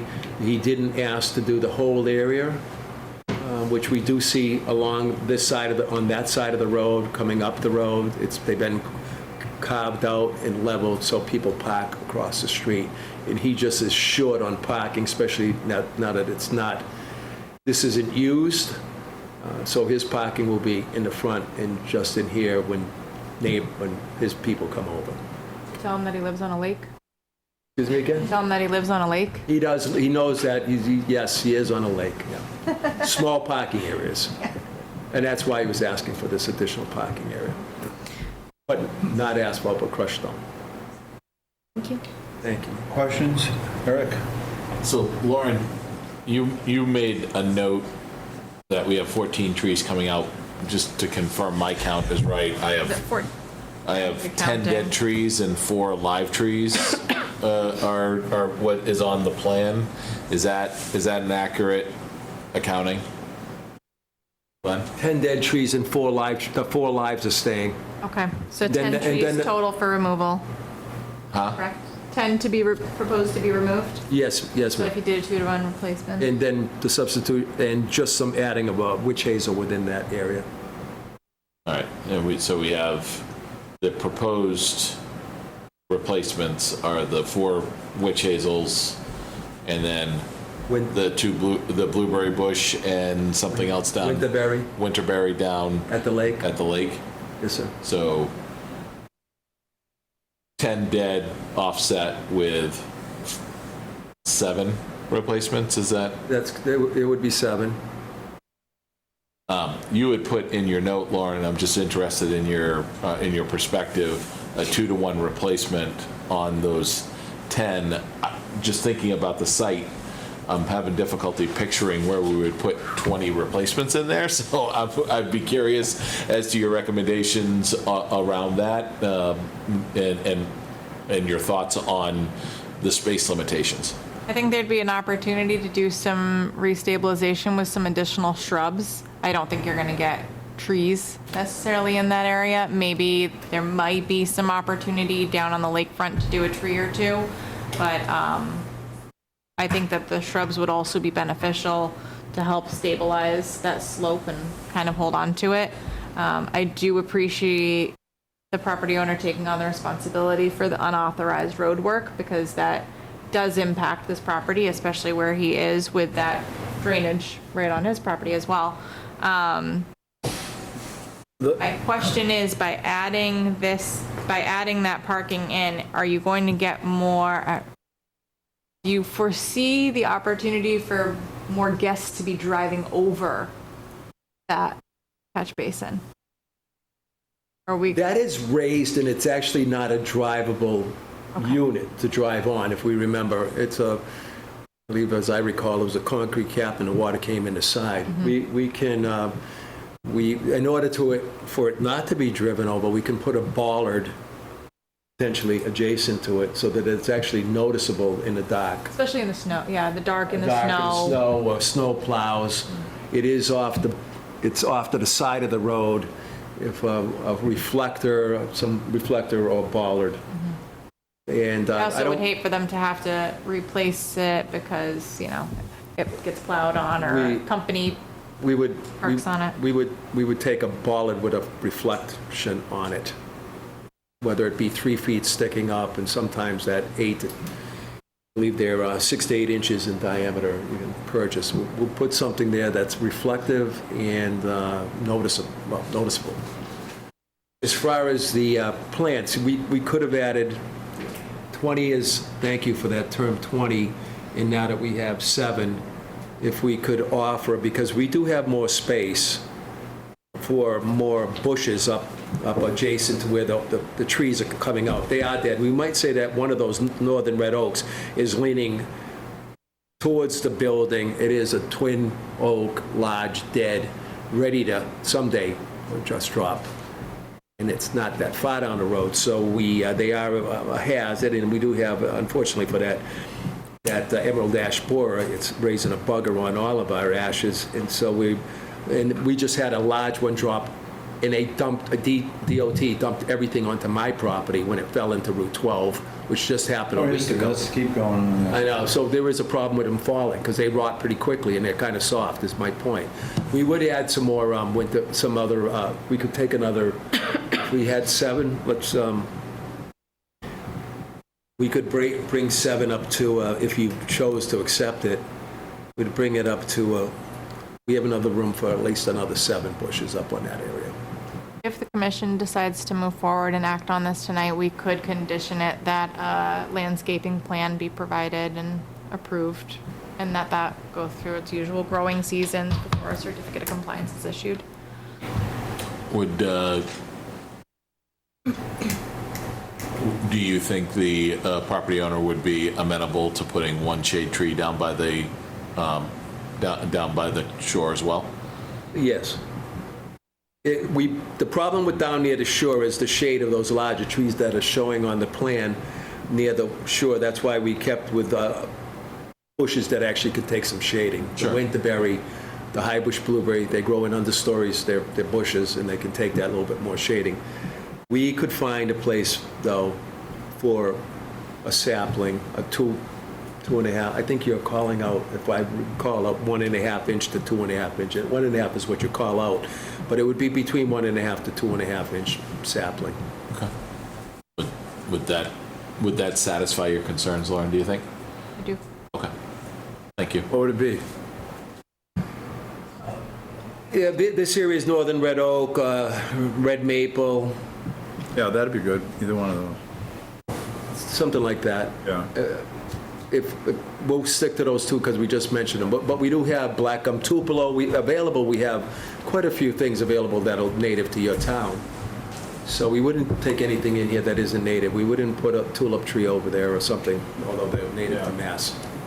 You know, one thing that we walked by, Laura mentioned and you mentioned, can you go back to the permeable paver company and find out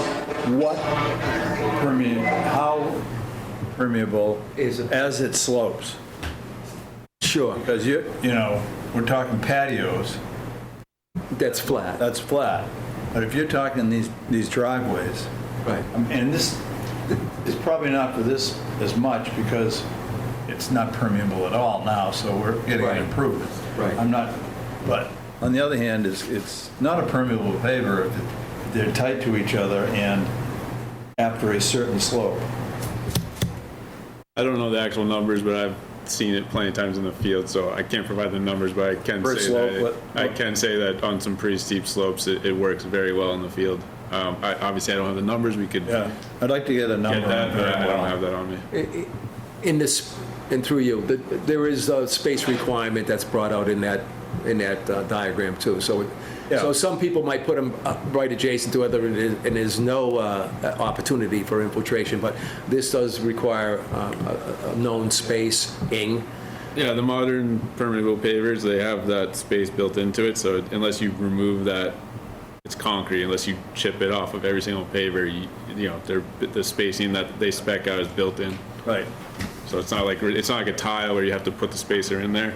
It's literally built right into the paver. Right, and okay. That said, that's great, but I'm saying that if it's on the flat, it's X. And if it's on the slope, it's why, and what are the slopes?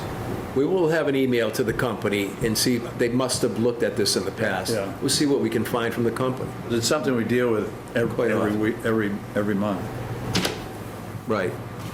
Ed, is this information just going to be for reference, or is this Not for this. a deciding Just factor? reference. Okay. I'm asking for reference. Because it's a cement driveway now. Well, having that information going forward would Yeah. be valuable for Yeah. future projects. I was just wondering if this is an additional request Yeah. that would be pending decision. No, I don't want to hold the decision on that, personally. Yeah. Anything else? Where are we? Any other comments? No? If we don't have any other comments, I'd like to make a motion to close the public hearing. Are you eligible to make? I am eligible on this one. And I'm eligible to second that. All right. There we go. With that, any discussion? Seeing none, all in favor of closing the public hearing? Eric Gaspar in favor? Roy Bishop in favor? Carsten Stuber in favor. I'm not sure if I'm. Oh, that's right. Because I think was one of them ones in the beginning for me. Hold, please. Sorry. That thought. Let's see. You abstain. Yeah, you can't vote. Okay. So San Germán abstains? Abstain? Okay. All right. All in favor? Voted yes. You voted yes? Okay. So then, with regards to DEP file number 300-1192 on Mount Dan Road, I'd like to make a motion to approve the project and issue an order of conditions with the notes made in the agent's recommendations. Additionally, adding the bollard near the near the drainage area. And to have the applicant supply a landscaping plan to the agent for final approval that include the additional 7 bushes that aren't on the plan and 1 shade tree down on the shore. Thank you. Have a second. I second that. Discussion? I have a question on pesticides. She's saying use of pesticides within 100 feet. No use of pesticides. I'd like to get no pesticides on the site.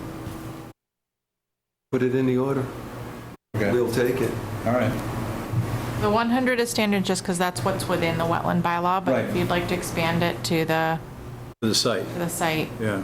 I will just say that will be difficult to monitor and enforce unless we see it in action, as it is with the bylaw, but just wanted to state that. As it is with 100 feet. Yeah, that's why I said as it is with the bylaw, but I just wanted to Yeah, state that. okay. So we can expand that for the project. The applicant's okay with that? Okay. Given the applicant's acceptance of that, I'd like to appeal my motion, or amend my motion, not appeal, amend my motion to include the additional request from the chair. I second that. All in favor? Eric Gaspar in favor? Roy Bishop in favor? Carsten Stuber in favor. Ed Goodwin in favor. San Germán abstains. With regards to the project on Mount Dan Road, I'd like to make a motion to issue an order of conditions pursuant to the Sturbridge Wetland Bylaw with all the previous conditions noted under our approval for the Wetland Protection Act, the additional condition of the pesticides extended to the entire property similarly to the last approval, and a security bond in the amount of $5,500 or a deposit of money that should be provided before the start of work and not be returned until, or released until the issuance of the certificate of compliance. Second that. Discussion? All in favor? Eric Gaspar in favor? Roy Bishop in favor. Carsten Stuber in favor. San Germán abstains. Ed Goodwin in favor. Thank you for your time on this one. Appreciate it. Thank you.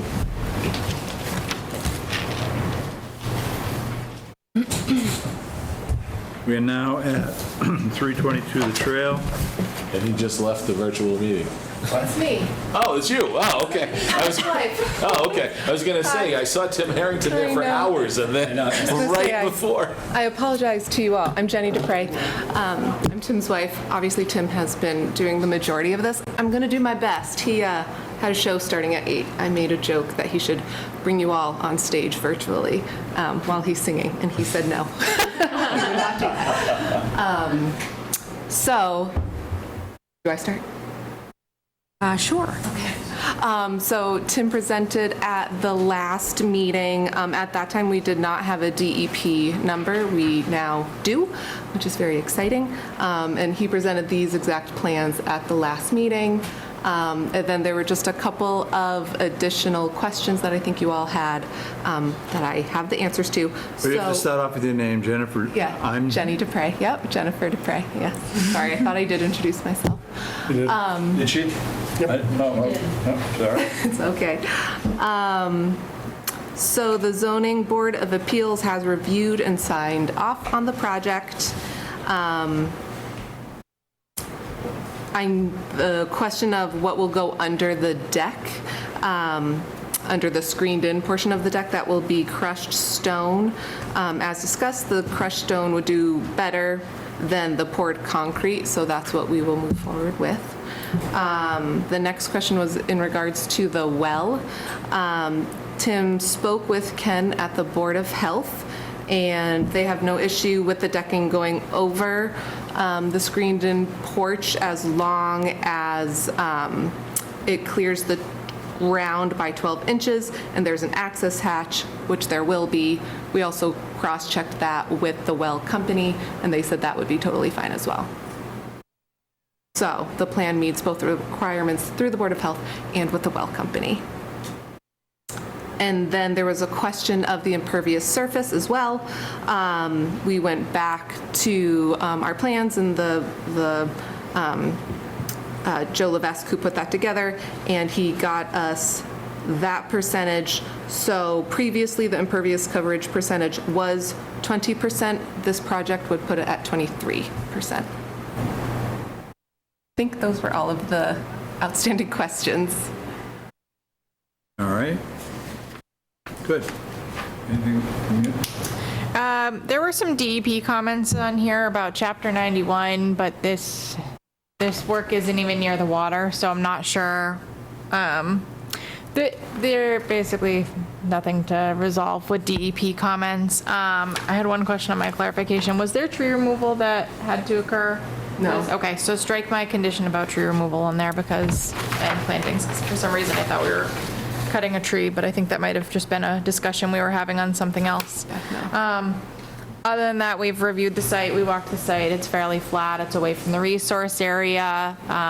They're doing the project with the least amount of impact possible, and I have no concerns.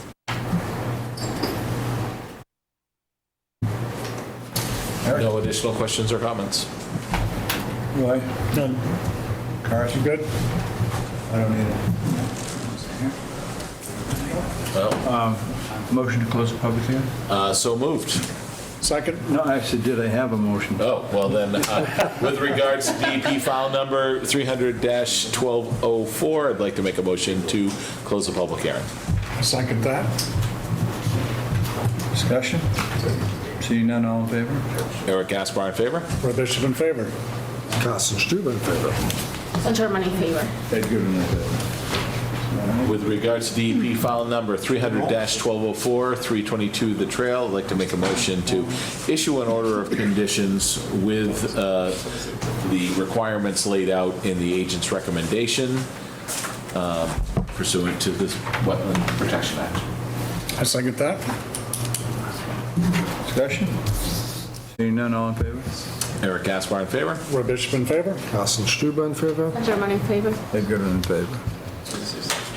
With regards to the project at 322 The Trail, I'd like to make a motion to issue an order of conditions pursuant to the Sturbridge Wetland Bylaw with all the requirements we already discussed, the additional requirement under the use of pesticides and fertilizers, and a requirement for a security bond or deposit of money in the amount of $1,000 provided before the start of work, which will be returned or the bond release upon issuance of a complete certificate of compliance.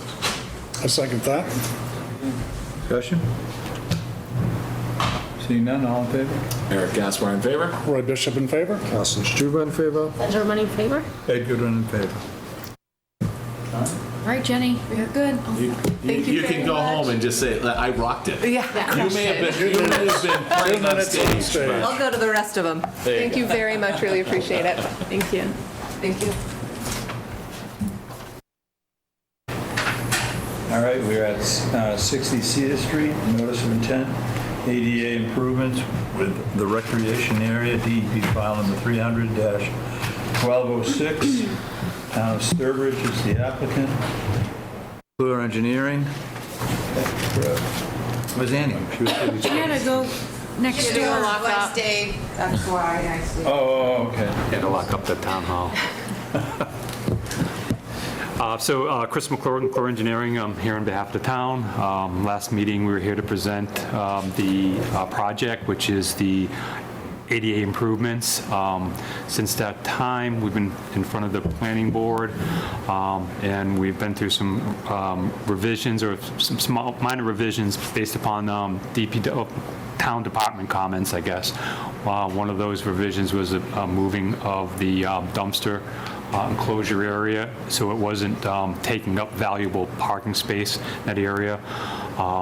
We did have some comments relative from the DEP relative to some soil testing to occur in the rain garden area, which we did, and the tests were successful. So they proved out that they were this rain garden will be designed in accordance with their standards. If there's, I could go through the project again, but it really is adding some ADA parking and then access to both the pavilion, existing pavilion, the playground area, I guess we call it seasonal beach mat that will allow access to the water, relocation of the shed, dumpster enclosure, an area for the ADA compliant portalets, and it's the poured in place playground surface will occur where that existing chip surface exists. So if you have any questions relative to that, I'd be happy to answer them. Heather's here on behalf of helping out with Annie. Lauren, anything? So from my initial comments, I had requested that the riprap swale be replaced with the grass swale, vegetated. One, for maintenance purposes, two, just seeing the use of the site and, thinking of the kids running across pointy rocks all day. And so that's been satisfied. We did discuss the dumpsters. I believe you got planning board approval yesterday. Yes. But as mentioned in the detailed agenda, planning board didn't see fit to give up a ADA parking spot when this is an ADA project. We looked for other places that would be compliant with our town regulations to move the dumpster. And it is very restricted from the site. We do hope that one day, as hopefully this project begins to expand, we can find other places further away. But I think right now, the improvement is having the gravel underneath the dumpsters and then having that area contained. It is only used by the rec and by town staff, but this is not a public dumpster. So, adding that, I think that we can kind of to a degree condition it that essentially it would be locked when it's not during rec hours to just ensure that no one's dumping into it. Yeah. But this is a big improvement to the site as it is, especially the poured rubber on the playground. I don't know if you all have been down there lately, but it's spewing out the side of every area. It's making its way into the beach. So for the sake of it being an ADA project, we're winning, the town's winning in that area, but also I think this is an improvement to the resource area, and we hope that we can work with the Parks Department going forward as this area grows and evolves over time. I'm good. I think it's a good project, and there was nothing in the DEP comments that had needed to be responded to or had you alarmed at all? We did it all. Okay. Thank you for getting the test pits in before the hearing, because that really would have been the only thing to hold it up. But- Okay. Then I have nothing. Yeah, just the dumpster one. I mean, you've summarized it completely, but it's got to be locked up, and because everybody in the neighborhood will be using it. No, it's already open now. They're just there. Yeah. And I haven't heard of any complaints of people using it, but Okay. if we're making the change, No, we're maybe we'll seating it think in now that it public. looks all nice because it's on gravel, that it's a better dumpster to dump things in. But having it locked up would be in, I think, everyone's benefit. I don't think the town wants to be responsible for throwing away people's couches and mattresses or whatever gets dumped in Laura, there now. anything? No. No. Well, hearing no public comments, I'd like to make a motion to close the public hearing with regards to DP file number 300-1206. I second that. Any discussion? Seeing none, all in favor? Eric Gaspar in favor? Roy Bishop in favor? Carsten Stuber in favor. Sherman in favor? Ed Goodwin in favor. With regards to DEP file number 300-1206, 60 Cedar Street, I'd like to make a motion to issue an order of condition for the project with the agent's listed conditions in the detailed agenda. Oh, pause. I'd like to retract that. At first, I'd like to make a motion to issue a waiver for work within the 25-foot no disturb zone. 24? 25 feet, no disturb zone. That's really precise. It's new. You know me. I do It's actually 25.3. 25.3 foot no disturb zone. Oh, excellent. I second that. And and also structures will be erected within the 50-foot no disturb zone. So you probably need a second that. I'll second that. All right, excellent. I'll get there. Carson? I have no You want to questions. go to 25 feet, 4 inches? Yep, we're good. Whatever the law says. it is. Oh, yeah. All right, I'm good. All right. So Eric Gaspar in favor? Roy Bishop in favor? Carsten Stuber in favor. Sherman in favor? Ed Goodwin in favor. All right, now I'd like to make the OOC motion. With regard to DEP file number 300-1206, 60 Cedar Street, I'd like to make a motion to approve the order of conditions under the Wetland Protection Act with the agent's noted conditions in the detailed agenda. I second that. Discussion? Seeing none, all in favor? Eric Gaspar in favor? Roy Bishop in favor? Carsten Stuber in favor. Sherman in favor? Ed Goodwin in favor. With regards to the project at 60 Cedar Street, I'd like to make a motion to issue an order of conditions pursuant to the Sturbridge Wetland Bylaw with all the conditions mentioned previously and the additional condition to the use of pesticides and a security bond or deposit in the amount of $5,500 should be provided before. Do we need this for a town project? I was just going to ask that one. I don't think a bond is necessary, so strike the bond piece. Just the use of pesticides within with a 100-foot buffer. I second that.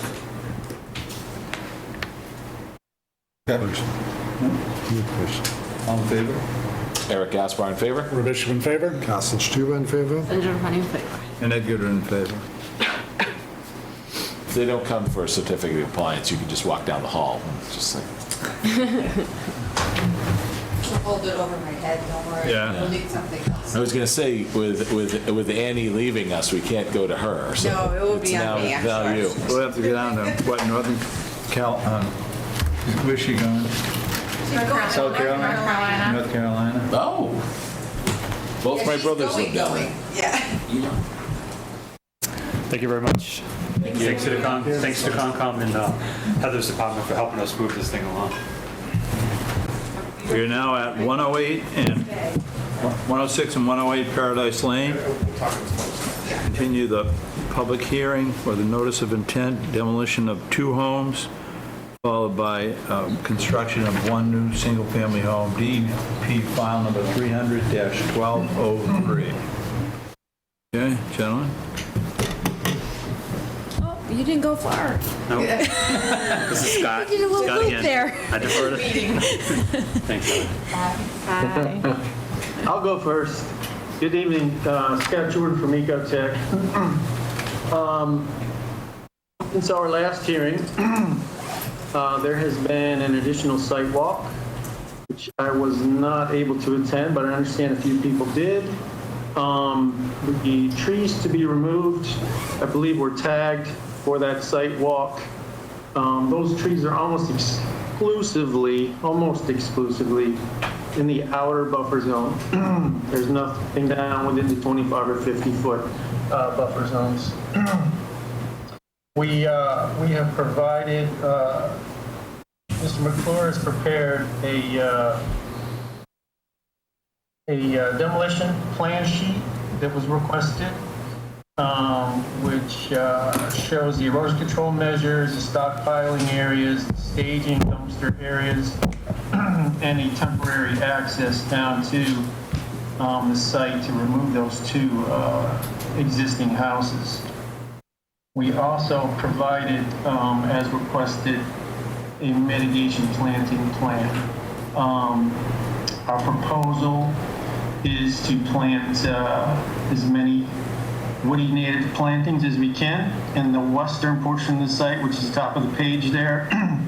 Once all the hardscaping and grading is done, we estimate and calculate that we can fit 5 trees between the house and the upper parking area.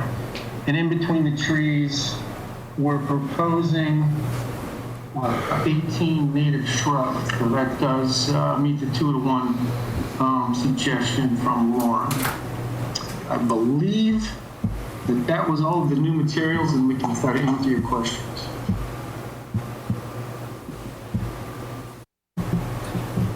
And I think this more to everyone involved that we briefly went via email yesterday, that I think that it's going to be a conversation more so of the sequence of all of this, as far as the demo, if we're trying to get any work done, ensuring that we're not just having a bunch of open ground in the winter. So nothing will be done until the spring. we can discuss the construction sequence a little. No, we would be looking at starting the spring. So we have 2 to 4 inch saplings In height. in height. 2 to 4 feet. 3 feet in height.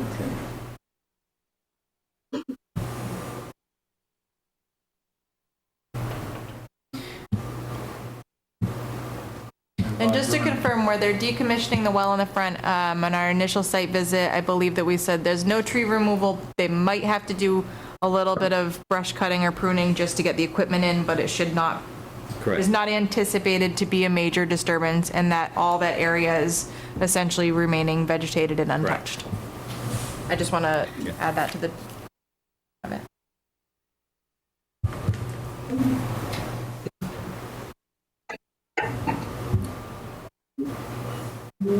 Just for my knowledge, a 4 foot in height sapling, what's the caliper of that? It's not very large, is it? Yeah, that's what, all right, yeah, I mean, yeah.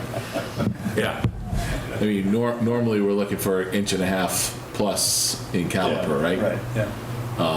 Would we be? DBH, which is not for, right?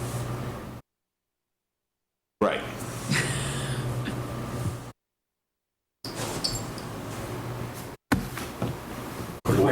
Could we require more? Caliper is 6 inches off the ground, and you know what DBH is. No, I don't, but. Diameter breast height. There we go. Okay, so in caliper, because I'm doing nurseries, is 6 inches off the ground. Okay. I assumed they were the same thing. Interchangeably. No problem. All right, so that, I would just think from a viability standpoint, we'd probably want something a little bit more robust. I would think so. And we might want to beg for some stuff other than viburnum too. So that we, that's viburnum classically around the lakes is the, I don't want to see my neighbor tree. Right? Maybe they don't. Well, this is, if I may, this is maple leaf viburnum. It's a woodland understory plant. I felt it appropriate. It's native to the area. Mr. Gagnon has agreed to basically reestablish that upper portion back to a forested habitat. Essentially, it's going to have the understory shrubs, fairly dense, and squeeze as many trees as we can. Was not aware of a size requirement for trees. That's something I can absolutely revise that planting protocol in a matter of 15 minutes. So we can up that to 1.5 inch caliper if that's a requirement for the trees. Right. Lauren, did we pull on that thread about sequencing enough? It seemed like we were going to start in the spring. That'd be the goal, yeah. Right, but what's the sequence? Is the wells get decommissioned first, then the houses? No, I mean, we provided, in speaking with the contractor that Mr. Gagnon is chosen to do the work, we were all on the site. There is an existing access, we call it existing access, but when they put the sewers into these properties, they came in off of the adjacent property owner's driveway. And that area is still pretty much open. Yeah. Yeah. So he's going to use that same access way in through here, and so there's going to be a demolition component. And so once they get those houses, it's a tight spot, so they have to get the houses out of the way prior to the decommissioning those wells. And I'm assuming that with the decommissioning, they'll be able to go down there with a smaller machine. And typically what they do is they're going to fill those in with whatever requirements of the grout, but they can pump those from areas of staging, which are flat areas that currently exist on the property now. So, yes, he has a game plan. The contractor does a lot of work in town. He understands that what needs to be done, and they don't want to go in there, and we don't want to see everything has to be done again. And we depict it as explicitly as we can. We don't control their means and methods, but Yeah, no, the only thing I'm trying to pull on is Lauren brought up the sequence. Are we having the right discussion? Is there something in the sequence of the project that we need to be worried about and with Well, I think mitigation things? we'll put in conditions already in place as far as if the ground's open for, a number of days, that where it needs to have the ground covering. We can't anticipate what next summer is going to bring us. It could be really dry, it could be really wet, it could be really cooperative, and they could bang this out in a couple months, or, we could have some really unusual weather that makes this whole process really complicated. I think the erosion controls are sufficient for what's on here. And when we have our pre-construction meeting in the spring, I think that will be an appropriate time that administratively we'll be able to kind of guide that in the right direction. And I think just setting the right conditions in place to ensure that the site will be stabilized throughout the process is going to be key.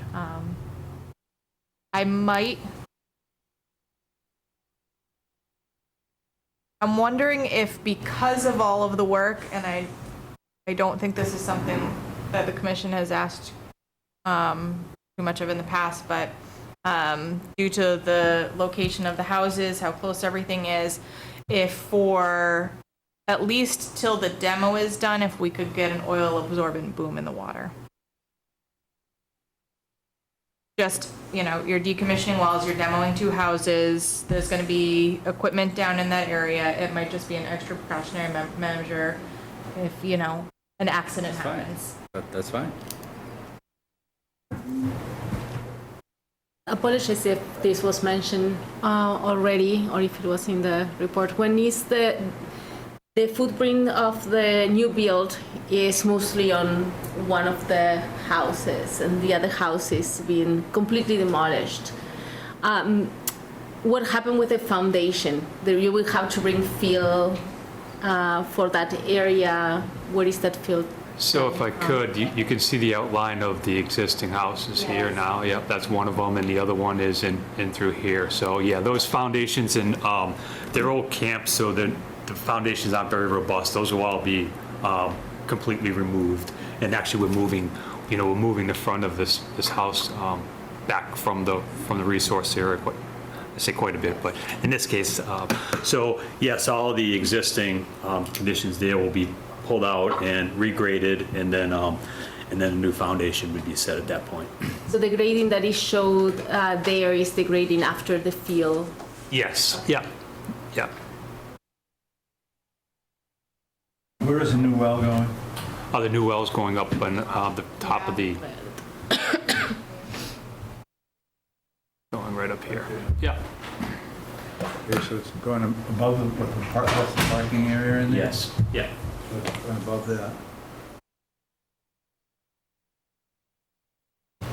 Pardon me, if I could jump in real quick. Lauren, to address the subject you were speaking to a minute ago, the project isn't large enough to qualify for NIPD's coverage, but perhaps you could can write a condition similar to the NIPD's regs where earth that will not be worked for 14 or more days must be immediately temporarily stabilized by cover or vegetation. Would that be acceptable? Yes, I appreciate that suggestion. Thank you.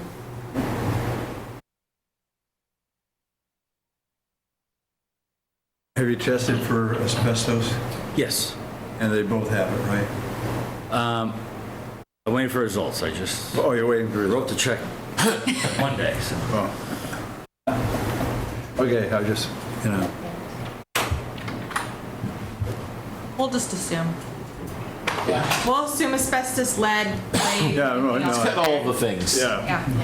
It's got everything. Possibly Have occurs. everything, yeah. All right. Lauren, anything else you want to go to?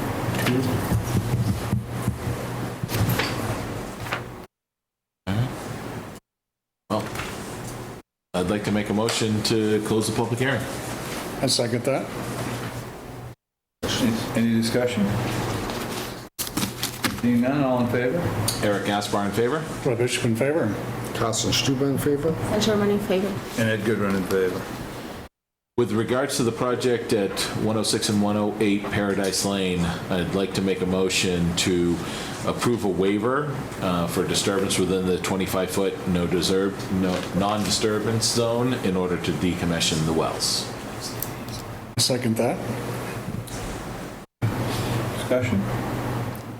Seeing none, all in favor? Eric Gaspar in favor? Roy Bishop in favor. Carsten Stuber in favor. Sherman in favor. And Ed Goodrun in favor. With regards to the project at 106 and 108 Paradise Lane, DEP file number 300-1203, I'd like to make a motion to approve the project and issue an order of conditions with the conditions laid out in the detailed agenda by the agent and the additional conditions that we just discussed as part of our comment period. Including the saplings? Including the saplings and including the 14-day exposed protection for Oil boom. and also the oil boom. I second that.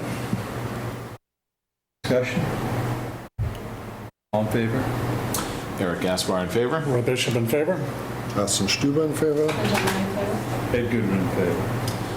With regards to the project at 106 and 108 Paradise Lane, I'd like to make a motion to approve the project and issue an order of conditions pursuant to the Sturbridge Wetland Bylaw with the additional condition to the use of pesticides Ed, would you prefer to have that for the entire? Yeah, I would like to be the whole site.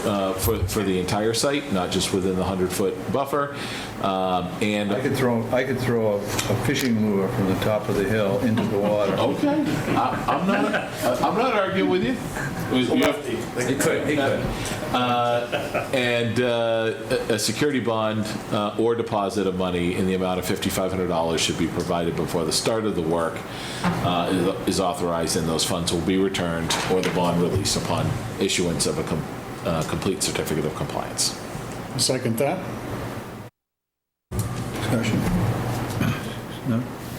All in favor? Eric Gaspar in favor? Roy Bishop in favor. Carsten Stuber in favor. St. Germain in favor. And Ed Goodwin in favor. Now the real fun begins, Keith. Thank you. Thank you very much. Get that checkbook out. I still, can I get that is a challenging site. Don't say it right. No, it's, I think net, it's going to be an improvement. It's a lot of work. Appreciate this, thank you so much. We'll add that to the file. See the maps. Trail maps. They must be here. Carson, if you gotta go to the bathroom, you gotta go now. Yeah, go ahead. This is. I'm okay. Does it take a long time? Well, I'm just messed up. No, he's just being. I know. Did you come back today? Yeah. Evening was a few weeks. Randy Carson doesn't go to New York, he goes to Rome. What do I say to that? Nothing. Rome's probably more fun, but I make more money going to New York than Rome, so I can't do anything about it.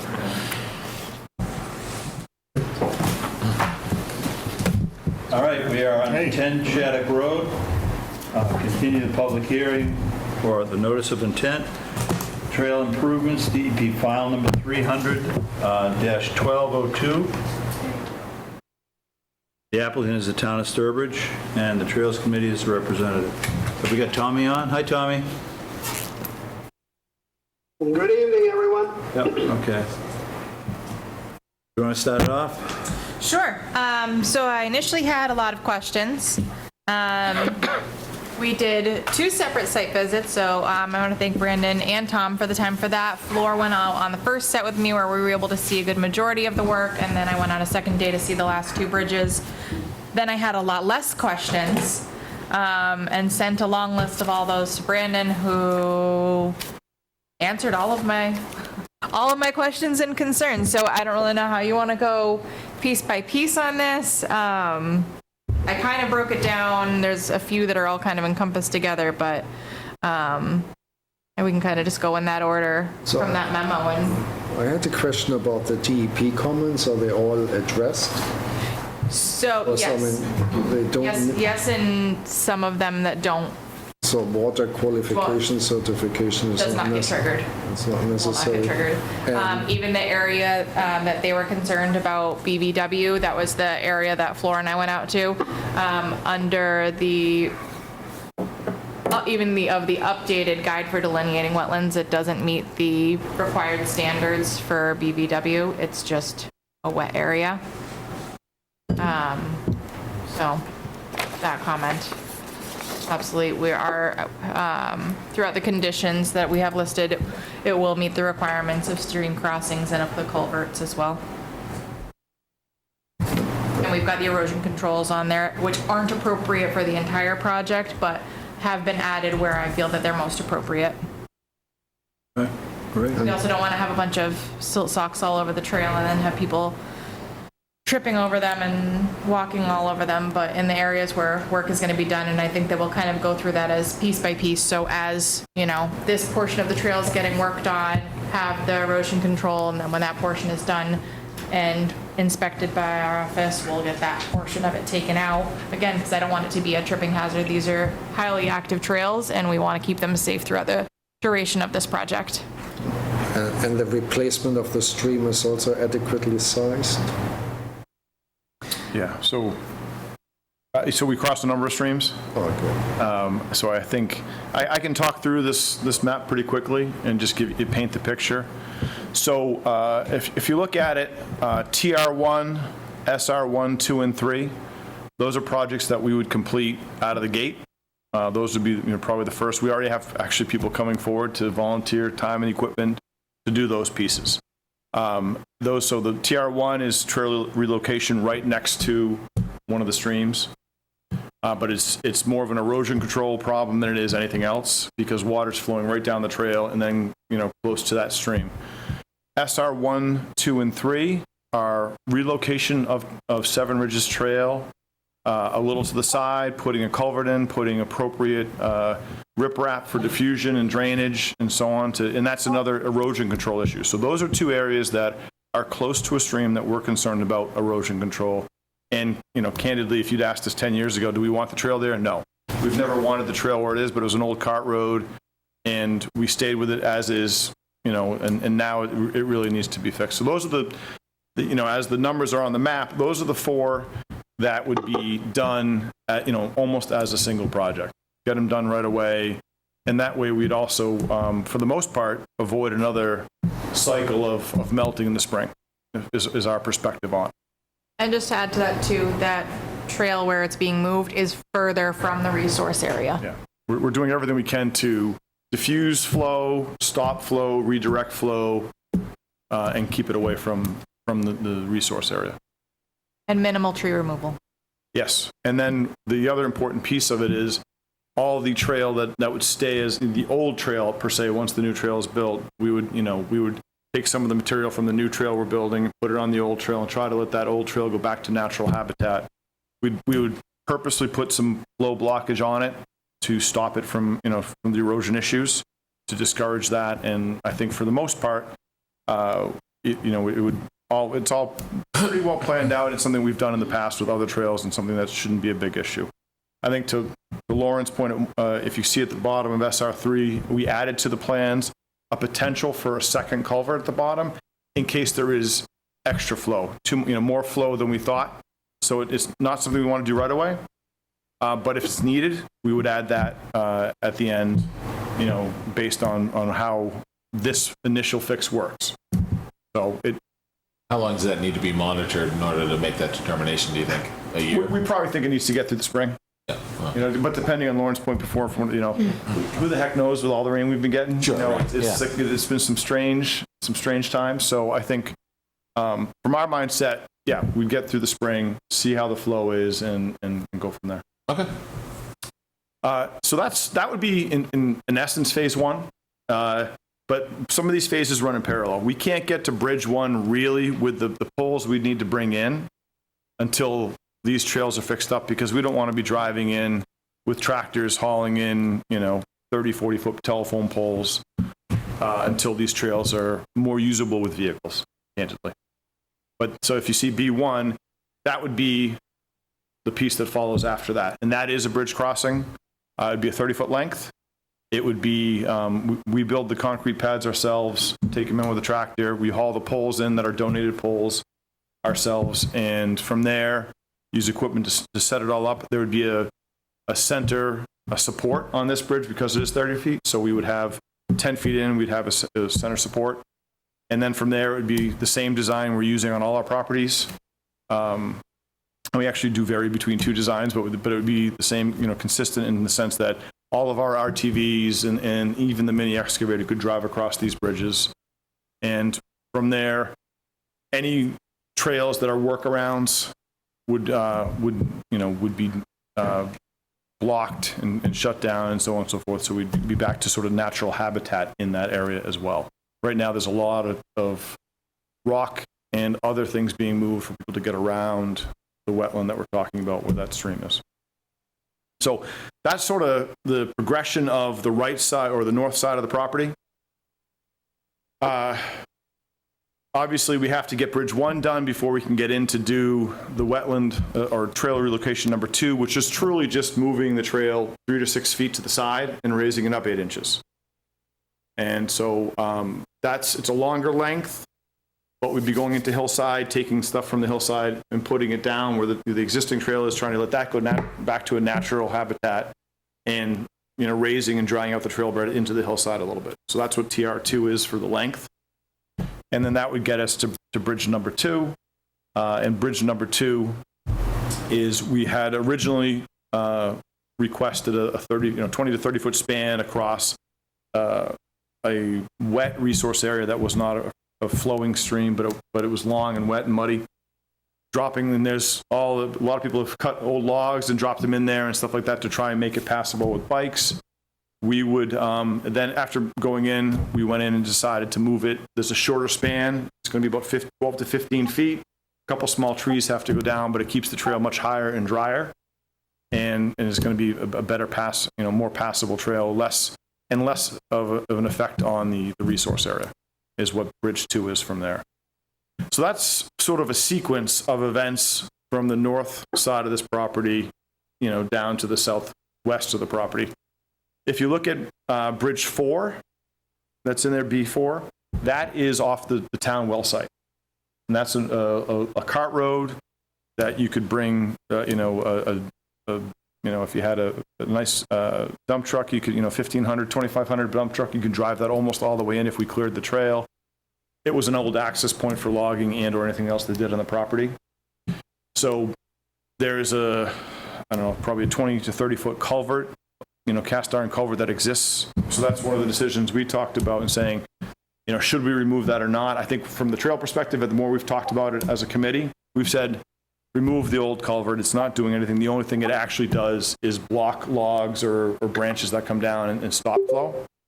But from our perspective, we would build one of our common bridges across there, remove that culvert, and then that would give us access to the southwest side of the property, the south side of the property is really the way to say it, and then we'd be able to build Bridge 3 in there. And that is, Bridge 3 is very similar. It's an old gravel road that has a stream going across it, and it has another cast iron culvert in it, so that you knew that they were, they had gravel going across those culverts, and they were just driving over it back in the day. So we would pull that culvert as well and put another similar bridge with, about an 18-inch clearance over the stream, and these would be 20-foot bridges. And when he says culvert, it's not what, thinking of a nice designed culvert. It's literally just an iron pipe that is laying there. So we went back and forth in discussion is it more disturbance to take that pipe out that's been there, or is it better to just let it be and be part of it? But also with adding the crossing, I think that it would interfere with the wetland crossing standards, because now you have that extra pipe that's in there that you have to account for. Well, and our concern would be, if there's, because Bridge 4 is at the bottom of a stream, that was where they built the old sawmill off of. So at times there's really heavy flow in that. So if you have a blocked or a rotten log that comes down, then more issues. It also potentially is a safety concern. It's for, the age of the pipe, it's holding up pretty well, but there are areas where it's corroding in the side. There are holes which are also sharp because it's iron. So we do potentially, not anytime in this future, or maybe even, the next decade or so, but as this pipe slowly starts to break, then you have these fragmented metal pieces that are, one, a safety risk to people walking over them, two, safety to wildlife, and also now they're just in the stream, flowing freely, adding metals to the wetlands. As a committee, we've decided we'd actually throw some money and have the pipes shipped to Tommy's place in Pennsylvania. We could, as a gift, a souvenir to the trail committee. Tom, you can't hear me. You guys are awfully generous. Tom's getting new pipes. We're gonna New send old it down. pipes. Yeah, it makes me happy to think about that showing up in his yard. But anyways, so Do you break them up there, or do you bring them up all? we'd have to cut them up. We'd probably cut them into 3 sections, and from there we could pull them out with tractors easily. But it's there. You could drag them out whole, but you'd probably do more damage to everything than just cutting them up into thirds. Make them manageable sizes. I think so. We talk about it that way because once you get Bridge 4 in and you're actually able to access this part of the property that we haven't been able to get in with equipment easily. And so it's one of those things where, that's going to help us in making all of the Seven Ridges Trail safer, more accessible, cleaner, more navigatable. That's the area where we have people getting lost because they do every section where we're talking about a bridge, there are trails that go off of the, off into the woods. Some of them are heavily used as single track for biking, as a get around, but everybody knows those that are local. But other people are going off onto workarounds and getting confused and coming back, and that's where we're having issues with, we have to send in the police. So cleaning up this whole area is critical to protect the resource areas, but also it's going to be a huge help for us to say, hey, you're on this trail now. You go that way or that way, you're at a parking lot, or at a location where you can call for help. And so To add to that too, from my understanding too, the trail volunteers are going out and not only maintaining the trails, but altering the signage to try and make it clear and concise as to where the trail is. And some of these walkarounds that have been created are just making it more complicated, and you'd need a whole bunch of signs to make some of these clear. So, even as we were going through, just trying to navigate it, obviously Brandon knows the trails, but just trying to say, I'm at this point, I can see where I'd be getting confused and wandering off here. So this is not just for that. There are other measures that they have been taking to try and keep the navigation safe, just some of it's out of the control. And some volunteers, when we have them paint a trail, will actually paint the next thing you know, they've gone off and painted the workaround, thinking they're doing the right thing. And so you're going back in and scraping, and if you didn't catch it, you're like, so little things like that. This cleans up a lot of that, but it also then allows us to, we'd come in and clean up the whole trail, so to make sure that the 7 Ridges, which is the yellow trail, and the lead mine on the left side are supposed to be end-to-end trails where you can drive a UTV. The point being is that not only do we want them for multi-use access and people with baby carriages and so on, but then also police and fire and the Trails Committee can get up and down those trails quickly and easily. And right now we can't do that on 7 Ridges. We can do it on lead mine, but we can't do it on 7 Ridges. So that's everything that was originally submitted. The red circle on here right now is the beach by the Blue Lagoon. And right now we have, it's sort of funny, there are a lot of people using that as an access point to the Blue Lagoon. And you'd think, okay, some people are taking their dogs in, but a number of us have gone by and seen people swimming in there. And so, it's like the Fountain of Youth. They go backwards when they go in, I think. We haven't really figured it out yet. But, so there is some erosion going on that beach on that corner. When you take the sharp corner near the Blue Lagoon, so the piece that we've added already with, through discussions with Lauren is we're going to put some 6x6, beams in to just control that erosion and just keep things from flowing down into the resource area. So nothing too dramatic. It's just more about, we can see the erosion happening at the end of the trail, and given that there's a lot of different ridges and flow, we're just going to try to curb that and control that. Is that on this proposal? It's in the revision. It's in the revision of it. No, is that what we voted on? But we're talking about a distance of 3 feet and 2 feet high. So it's more about, it's more about a control than actually a dramatic change to anything in there. So that's what where we're at. I think from a committee perspective, obviously I talked about the trail, TR1, SR1, SR2, and SR3 would be, this fall, and we'd get those done before everything gets wet. We might even start on B4, Bridge 4, because that's going to be an access point that's easily accessible through the well site, and we pour our concrete pads, and we have donated telephone poles that we can bring in to do that. So, our goal would be, if we're hopping and things are moving and things are dry, we would go through and try to do things almost in parallel, but just depends on volunteers, resources, and so on. Lauren, you had put in a note that we could vote on these as a group or separately. Yes, you can do one overall vote for the whole project. If there's certain projects, I mean, obviously I don't know how you're all feeling about everything, but you can go through it by segment, kind of how I have it in the layout, the TR1, the SR1, in that area. if you want to review and vote on these separately, if there's difference of opinions. So, I mean, maybe at that point you can say, you could make a motion to, well, after you close the hearing and waivers and all that, but you could make a motion to approve the project, and if you don't get a full motion, you can go back and break it down. Yeah, my gut would be to try all I feel like first. approving like line items. Right. Yeah, probably Or approve better with the question to exception ask. of one. Are there any specific areas that you're concerned about that you think we should take separately, or based on your extensive viewing of the sites at this point and getting your questions answered and getting the DEP comments and getting your answers to those, are you relatively comfortable with the scope of the entire plan? And The amount of time that I've spent on the site, reviewing the plans, reviewing the alternatives and the history, and also discussing both with Tom and Brandon, just kind of the future of this site, I feel comfortable with this project. Okay. It will require some, oversight and monitoring from their end and, verification from ours, but yes. Okay, then I'm comfortable. Okay, that was my only question. Thank you. Questions?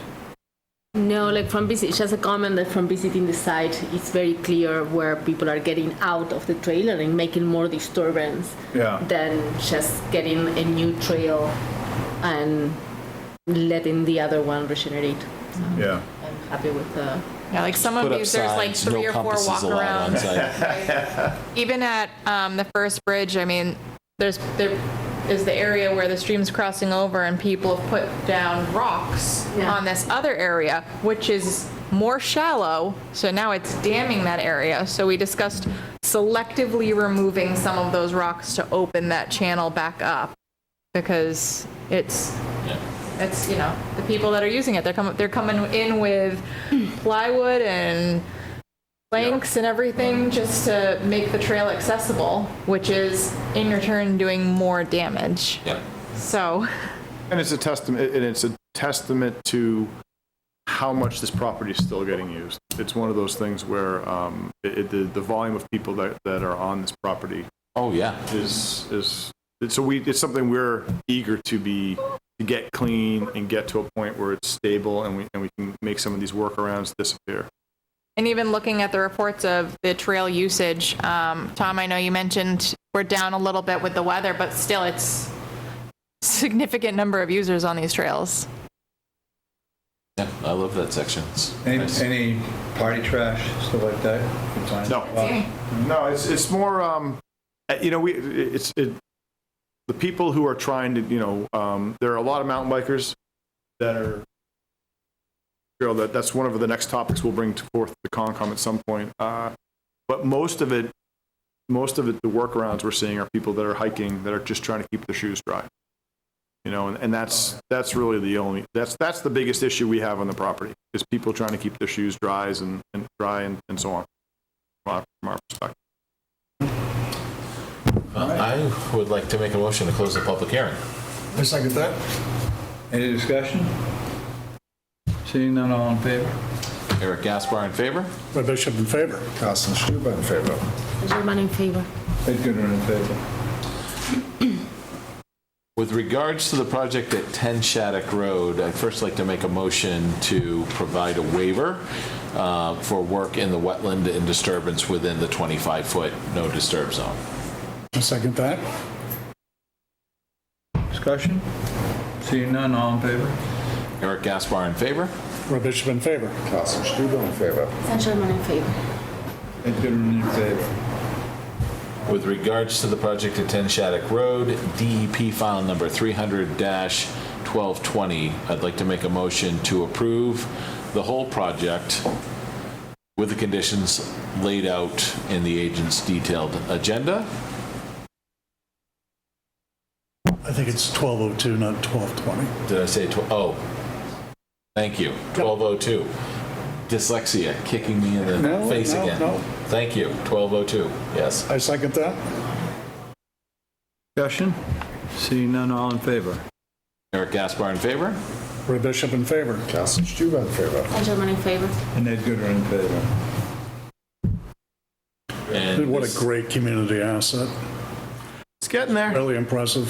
We have a lot of people spend good time right Yep. this does not need to be approved under the Sturbridge wetland. It does. Oh, it does.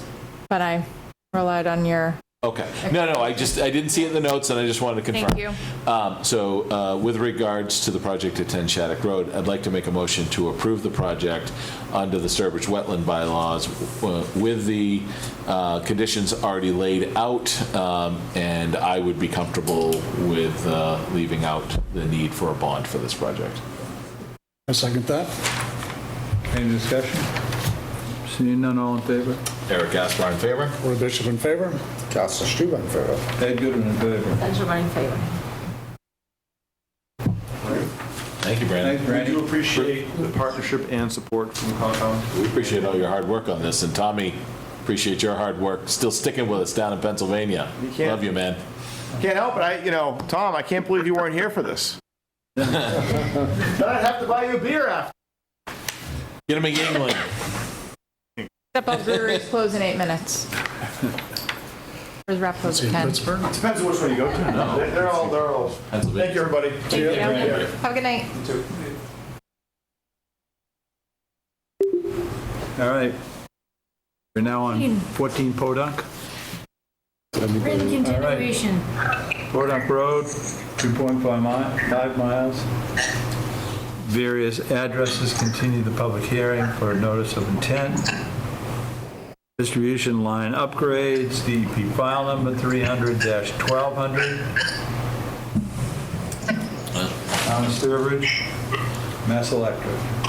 Well, pursuant to the applicant's request, Mr. Chair, I would like to make a motion to continue the public hearing for DEP file number 300-1200 until September 12th, 2024. I second that. Second on that. Any discussion? Eric Gaspar in favor? Seeing Bishop in none? favor. All in favor? Carsten Stüber in favor. St. Germain in favor. And Ed Gooder in favor. Glenn, we made it back to you. Yes, thank you very much for your time. All right, 263 New Boston Road, continued public hearing for notice of intent. What was that? See you on the 12th. Thank you. That was put on. Oh, somebody was here. Oh, okay. Good. Construction of a single-family house, No, it was. associated appurtenances. 300-1166. Thank you, Conservation Commission. There has been something that I'm not aware of happening with the client. And you don't want to normally say anything because you don't know everything. And I don't know everything, but he pulled back on all projects, and there was a brief discussion about, I'm talking Charlton, Oxford, not Oxford, Charlton and Sturbridge. I only have 2, but he said all. And because I've been aware of some, you don't want to say what might be going on when you don't know, but there's no communication except for pull back everything. I did call his son. I didn't get a call back. It could be, I don't think it's bad to say that it's probably medical, and that's all I can say. So and that's all, because I don't want to stick my neck out on it, but I don't want the guy to stumble and be denied. I'd like to ask for, and I know this has been going on, but if we don't have a definitive answer at the next meeting, then I'm going to withdraw, because I don't want to, because there might be discussions of selling, from what I heard from actually him just before this, of selling everything. So I don't know all the story, but I wouldn't want to leave him, and I cannot reach him, and I don't want to leave him where you're just going to deny it. I'd rather withdraw it at the next meeting if I have to, so that it's a withdrawal.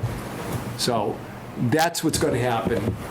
And I will continue to make a concerted effort to find out and have him say it to you, because or through email, or to the conservation people.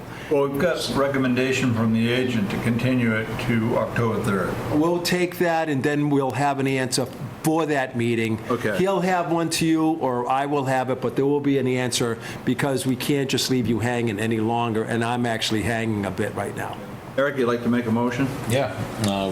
With regards to DEP file number 300-1166, I'd like to make a motion to continue the public hearing until October 3rd, 2024. I second that. Any discussion? Seeing none, all in favor? Eric Gaspar in favor? Roy Bishop in favor? Austin Schuber in favor. Saint-Germain in favor. And Ed Goodwin in favor. They thank you. Glenn, thank you. Thank you for coming in and being direct with us on that. I appreciate that. And staying. No, it means a lot. Thank you. 8:30? Why, thank you very much. PM? Have a good day. Appreciate it. We're on 241 and 245 Main Street. Continue the public hearing for a notice of intent. Paving of a commercial parking lot, DEP file number 300-1184. Applicant is Service Center, R. Lucier, Mr. Rep. Do we have anybody here? No. Recommendation of the applicant is for continuance until October 3rd. Thank you. Do we have it in writing from somebody? Yes. Was Eric? Before I issue the motion, was there any other communication around their plans to actually have something for us at the October meeting? The email we received was that the owner of the property had some medical issues and was unable to secure the information needed from Army Corps. Okay, well. And I did speak with Army Corps, and they said that they are aware of the project and haven't had the opportunity to connect with the property owner. Okay, So so it's just- they're aware, there's- which addresses my concern from Yes. last meeting. Okay. I mean, it doesn't, A concern that I have yeah. is that it's filling up with storage trucks. I understand, but at least there's some dialogue going on, right? Or at least the Army Corps is aware of it. I mean, it's better than I thought. I mean, Becky did call them and talk to them on the phone when they first applied long ago. Yeah. Oh, so maybe that's why they're aware, is what you're saying? I don't know. But we see, yeah, we'll just continue. At any rate, you talk to them, they're aware of it. Okay. They're aware of it. All right. Well, with regards to DEP file number 300-1184, I'd like to make a motion to continue the public hearing until October 3rd of 2024. I second that. No discussion. No discussion. All in favor? Eric Gaspar in favor? Roy Bishop in favor. Austin Schuber in favor. Saint-Germain abstains. Ed Goodwin in favor. So we are now at, I think we're at 20. Number 20, 67 Beach Ave. 67 Beach Ave was a tree removal permit. I went out to the site and there was one tree that I was just stumped on. Eric went out and saw it with me. Ed went out and saw it another time. And I thought Joe and the applicant were going to be at this meeting. Or they sent the agenda? Okay. Because the applicant wanted the opportunity to plead his case to the commission for the final tree. So since neither of them are here, my request would be to table this to the September 12th meeting to give him that opportunity. And leave that decision up to you all. I did provide you all with the photos so you can take a look, but in between now and September 12th, if anyone else wants to go out and take a look, let me know and I'll contact the property owner and let them know when he'll be by. The trees are all marked. It's one tree really that you'll know when you get there. So. Can you see it on the photo? I don't think we ought to get into it. Oh, okay. Because we're just taking time. I have. Guess we Yeah, didn't- it's the links that I sent you. If you go to the photos link, I'll leave that. Oh, Yeah, not in there? that's new, by the way. At least I feel like it's new. Thank you. Those were helpful. Maybe it's not in that folder. I'll have to add it to that folder. 67 Beach. But it is in our other folder. Picture? 220. I think I dropped it in. Maybe it's in one of those other folders. Sometimes it does that to me. There you go.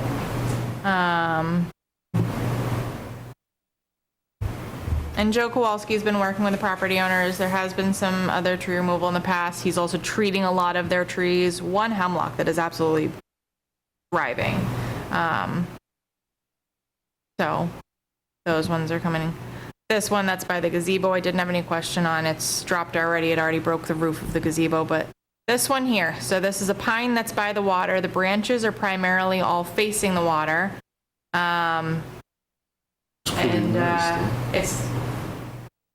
It's hard to get, it's a very tall pine, so it's hard to get a whole picture of it, but you can kind of tell from here that it is leaning, and they're just worried about branches dropping on the dock. So, again, we won't get into the discussion, but yes, so 67 Beach Ave. If you want to go out, just give me, text me, call me, email me, whatever, and let me know when you want to go, just so I can just notify the homeowner. So I'd like to give them that opportunity to do their case before you for that time. This is not a public hearing. I don't think we need a motion. No. Right? No. Yeah. Just table it? If you, yeah, you can make a motion to table it. Yep, motion to table. Second. Yep. Yep. All in favor? Yeah. Good. Aye.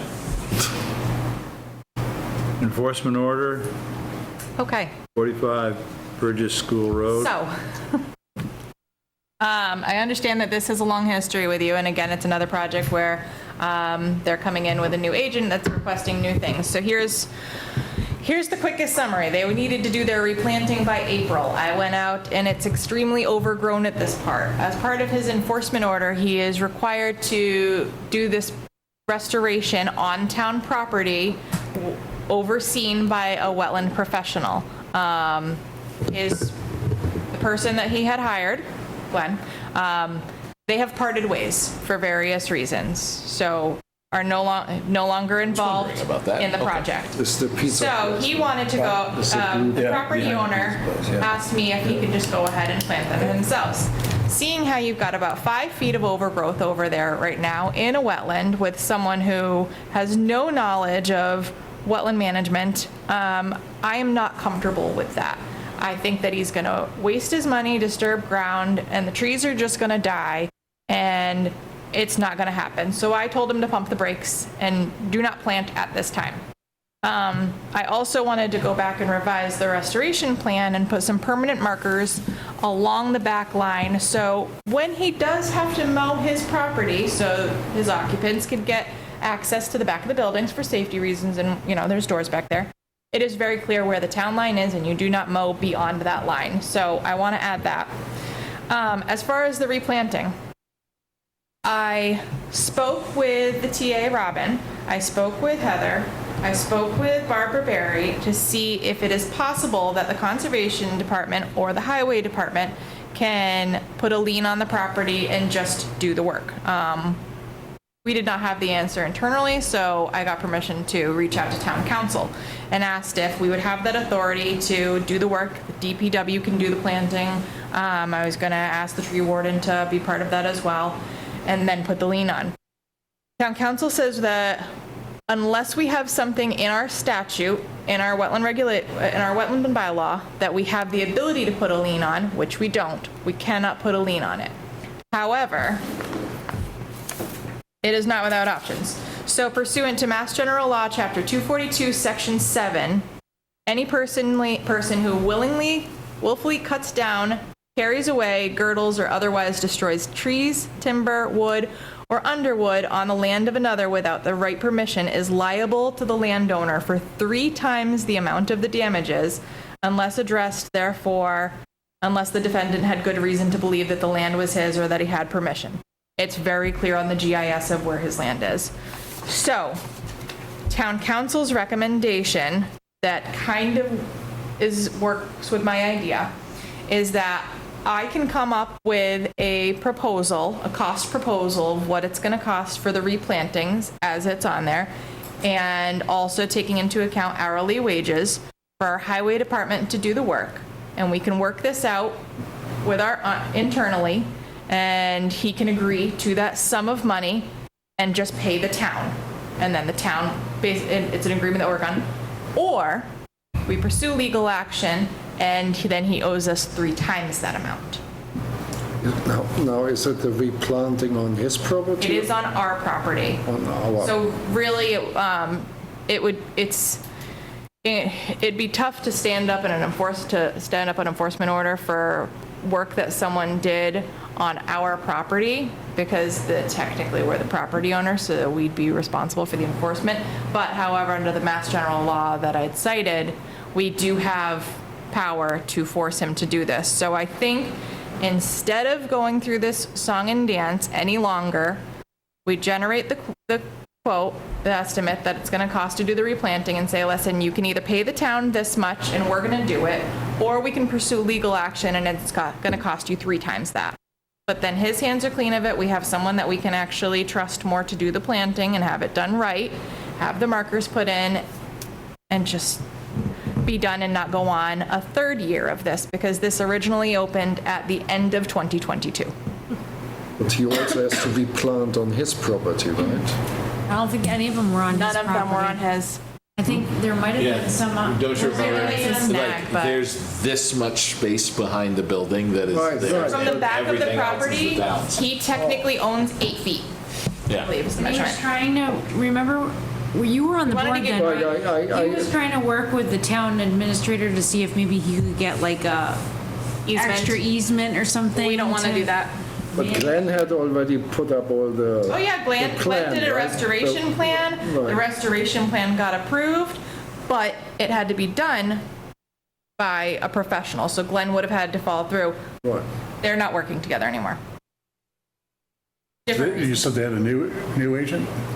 No, He's he got has nobody. He's got nobody. He's- He wanted to do it himself. So, I mean, I think that there's a third option, just because I like options. There's, the town could do it and he could pay for it.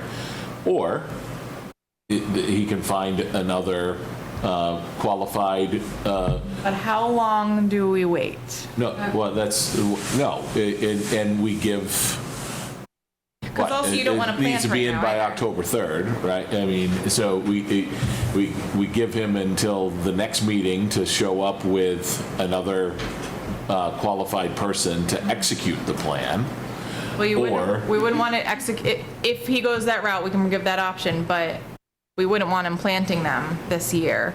Because even what's on the plan, you've got like red maples and everything on there, and right now where we are in the time of year, red maples are starting to prepare for fall and winter and are going dormant. okay. So you don't want to plant those So this when do time you of want year. those in? In the spring?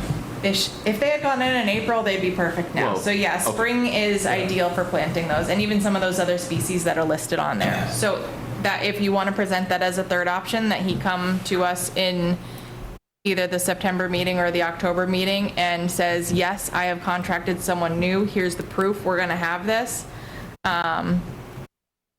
Would you want to, I think there just has to be something else to hold on to that maybe, I don't know if we can do a bond if it's not. I feel like there just needs to be something, because how do we know that we're not going to end up in the same position where he did a restoration plan, he did all this work, paid Glenn whatever, and, Could it be if it's not done by April, end of April, or like what if? What if I End of present all April. 3 options? And I say, option 1 is you hire a new professional who will, either commit to the plan that Glenn made or come up with a new plan, and then plantings are in the spring, option 1. Option B is that we generate a quote and that's what you pay the town. Or option C is you do neither A or B and we pursue legal action, and then you end up owing way more money and it goes to court and all that fun stuff. As a practical matter, how much work is it for you to work with them to get a quote? Not that, I can do that in a couple hours. So I think that's the way to go. I mean, to Prepare the quote. Start with the quote. Yeah. prepare the quote, because right now, he has no reason to bother with you. Or at least in his mind, he doesn't. So we prepare a quote, you say this is what it's gonna cost. If you don't want it, if you don't want to get somebody to go do it for you. And he was aware that he's on this agenda. Yeah, So- okay. And I was originally told that he Let's was. start with a quote, but, I personally, and I'm just one voice, I would want, if he says, I will find somebody to do that, then I'm not, I personally would not object to that. However, I would want some assurances that it's going to get done, and it's going to get done by the end of April. And I mean, at the end of the day, the quote that I offer might either be less or in comparison to what it's going to cost to hire a whole new person to step into this, because they might not I'm want going to to use guess it's less Glenn's because they're plan. probably not going to work off of somebody else's plan. Exactly, that's usually what we see. I mean, if it was me, there's always liability issues when you're going off of someone else's work. Well, and if I Can we get- pay you, then we probably don't have a viability clause that needs to be enforced, right? I'd like to work to some agreement. Let's go with the quote. Yeah. And work it up and make sure it's a good enough quote. Exactly. Well, it'll be fair, but it'll be accurate. I'll do some different comparisons for the trees for the calibers as they're proposed. All right. Everybody in agreement on that? Yep. All right, now we're on to Shepherd. We have 61 Shepherd 300-2198. Is that 1198? Minor change. We want to put a deck on the back of that house. The only thing I have a problem with is 3 sonotubes over a 23-foot span. It meets code. What? It meets code. Do you think it should be more sonotubes? Yeah. If it meets building code, why would we increase the disturbance? Good point, but I don't think it meets code. It does. This came up first because they applied for their building permit. Okay. I'm pretty sure the width of them, I think. I'll verify Bill's comment, but he said that he was kind of waiting on me. I to issue thought the the building span was permit. like 8 feet. 23? What? 8 feet. 23 feet divided by 8. Yeah, okay. Yeah.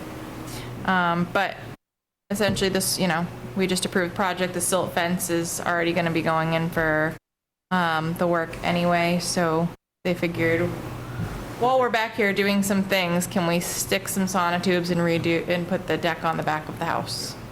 I have no problem with it. Yeah, I mean, it's far enough away from the Yeah. wetland, and it's already going to be disturbed, and it's No all... concrete underneath, Yeah. so they're not adding impervious surface. Yeah. All right. So we just need to make a motion to allow for are we considering this a minor change? Correct. Yeah. So with regards to DP file number 300-1198, I'd like to make a motion to, accept the minor change of the 23 by 16 deck to be installed on 3 sonotubes. Thank you. All right. Discussion? All in favor? Eric Gaspar in favor? Or Bishop in favor? Carsten Stuber in favor? Ed Goodwin in favor. Good. Good. Now we're on Conservation Commission Organization, FY25. So you're going to take over the meeting? Listen, What? not when I'm an employee. And I like getting paid for this work. You like to do it for free. Well, no, I'm just saying that, Leading it? What? You want me to lead the discussion? So Why don't you lead it, yeah. Yeah, so board organization, ideally we would do this in July, but we didn't have our full commission, and obviously we want everyone here. I did mention Ed that I think next year we'll probably do it in June, just so we're kind of ahead on it, and it would be the term effectively starting for July, so that way it also helps with selectmen, because they're just automatically rolling out appointments, but we'd be looking for either a change to the order or keeping everything the way it is for chair, vice chair, a formal liaison for SLAC and a formal liaison for the Community Preservation Committee. So, I think we should just keep it as it is. well, I'd would anyone like to make a to- motion to nominate Ed Goodwin as the chair of the Sturbridge Conservation I Commission. second that. I second that. Oh, I don't have to. You can third it, how's I that? third. roll call? Eric Gaspar in favor? Roy Bishop in favor? Carsten Stüber in favor? Do you accept? I accept. I suppose we need you to accept it, right? Well, I'll make a motion to nominate Eric Gasper as the vice chair for the Conservation Commission for FY '25. I can second that. All in favor? Roy Bishop in favor. Carsten Stüber. Ed Goodwin in favor. All right, since I made you accept, I'll accept. Floor, how do you like the lakes? I like the lakes. I have no idea what is being like a liaison for this. Like. So the role of a Liaison, liaison is essentially someone that would represent the Conservation Commission at these meetings. For SLAC, you would be part of the committee, but also the person that would also report back from SLAC. So whenever they have their monthly meetings, which I think typically are once a month, and On Thursdays. Overlap on our meetings, unfortunately. I think the Yeah. next one is the 12th. so it's you know it may not involve a lot of participation because it, like I said, it overlaps. But if and when you have the opportunity to attend their meetings, you'd report anything back to the commission. So where we have that section under administrative updates on the agenda for all the committees, it's just kind of providing any updates or things that you know that are going on. Okay. They also are a seasonal committee, so they don't meet in the winter. Yeah, so they have Commitment. September, October, and then they're off until April, right? Yeah. Right. All right, That's good. great. Oh, sounds like she's She's in. We have a nomination. I'll make, I'd like to make a Eric, you motion. gotta buy her lunch, though. All right, I'll buy you lunch, no problem. To nominate Floor to be the liaison for SLAC. All right. Second. Second. I second it. Roll call. Eric Gaspar in favor? Roy Bishop in favor. Carsten Stüber in favor. Ed Goodwin in favor. I guess I'm in favor. Lastly, we have Community Preservation, who is currently Ed. As someone that was previously on this committee, it is an extremely valuable committee, and there's a lot that goes into it, but it's very important, and I had this think it already on the committee, great. right? So I am, He's yeah. already technically can picked. Yes, no, well, I already talked to them about it. They just automatically rolled it through because we didn't do reappointment, but we can still adjust Make it that. official. Or we can adjust it if you don't want it anymore. I want it. I agree with you. Very important. Yeah. And not to mention just the fact that we have the benefit of being a CPA community, as a lot of towns don't, so. It's good having Ed's eyes there, personally. is. So I'd like to make a motion to reappoint Ed as the liaison for the Community Preservation Committee. I second that. Thank you. And then officially, there are no liaisons for Trails and Open Space. We went through the charters for both. And at this time, I don't see it necessary. Everyone's kind of stretched thin, but if we look to I hate to update see, things, we will. you're already doing a lot. I don't know if I'd like to see somebody become the Trails liaison and go to some of the meetings. Get an idea. Would be helpful. I don't know if anybody's interested. I don't have time. Roy? No? I don't have time. I can't do it. You know what might be an alternative thought is, because I know that we'll be, with Flora joining the main board, we'll be looking for an alternate. Maybe we can talk, I know they have people that are involved in trails. Maybe one of the trail members would like to become an alternate member of the conservation, and they That's a good come to idea. the You don't meetings. think I bust Brandon about Well, that? not Well, Brandon, also- there's a lot of other people. Trails is about to get No, a sixth not Brandon. I'm alternate. saying Brandon, is there anybody? Trails they have 6 alternates and we don't have one? They're adding on a sixth alternate right now. Okay, so. They go and work. They can come here. They hustle. I know. We need more I know. incentives. If we threw better parties, or maybe if we moved our meetings a little bit earlier. Okay, so we'll leave it at that for now. We will poke I like that. So we got to get an alternate. Yeah, maybe the alternate would like Well, to be. and give the alternate some form of engagement. Right, other than- yeah. Other than be a fill-in, we actually give them some Where's responsibility, Barnacle and when we maybe we need get him? some more commitment out of it. Maybe even Laura. Yeah. Well, maybe not. Maybe his daughter would like to. Conservation lands, Nope, 27. 27, okay. Review and possible action on policy regarding the application continuance and a butter notification. So this draft was in that folder that I had sent you all, but I'll just read it publicly for the record. And this was addressing the need for re-notification to abutters and re-advertisement for projects that have just been continued. So if no action is taken by the applicant on a filing for 6 months or more, or hearings have been continued by the applicant for 4 consecutive scheduled meeting dates without appearing at a meeting with new information, the commission may close the hearing and issue an order of conditions denying the proposed project for lack of information.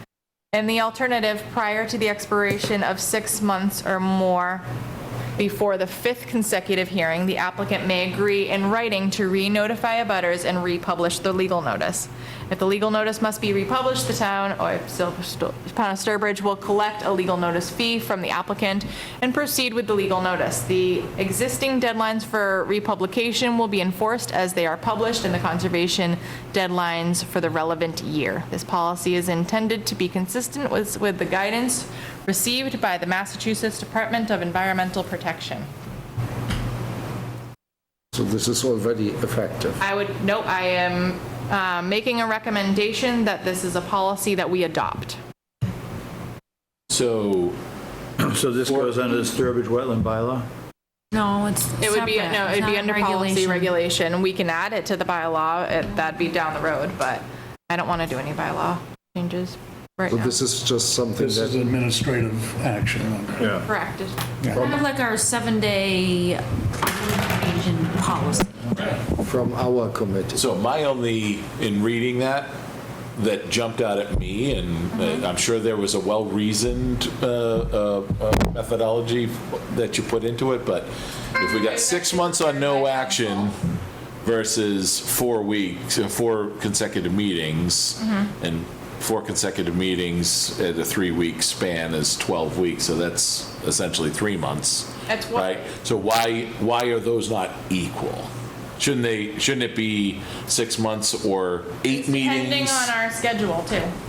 Our schedule does change throughout the year, so this was the guidance of council to just have some weathering conditions depending on if meetings get canceled for a lack of a quorum, or if we have our 6-week breakaway, things like that too. So sometimes it'll be varied. But the essential role of it and the importance of it is just when you have a project that's going on and on and on, like some of the ones that were on our agenda today. Yeah. That just, we get no information every time. So any abutter who may have been interested or involved from the beginning, they don't know what to do. They don't know how to follow along. And then we end up with calls, well, whatever happened with this? Did this get approved? Did this not get approved? So it's, as our role as, administrators to the public and to our community, giving them that option to say, hey, by the way, this is back on the table. We have new things. If you're interested to be, voice your opinions, because that also cuts them out from their opportunity to appeal on a decision too.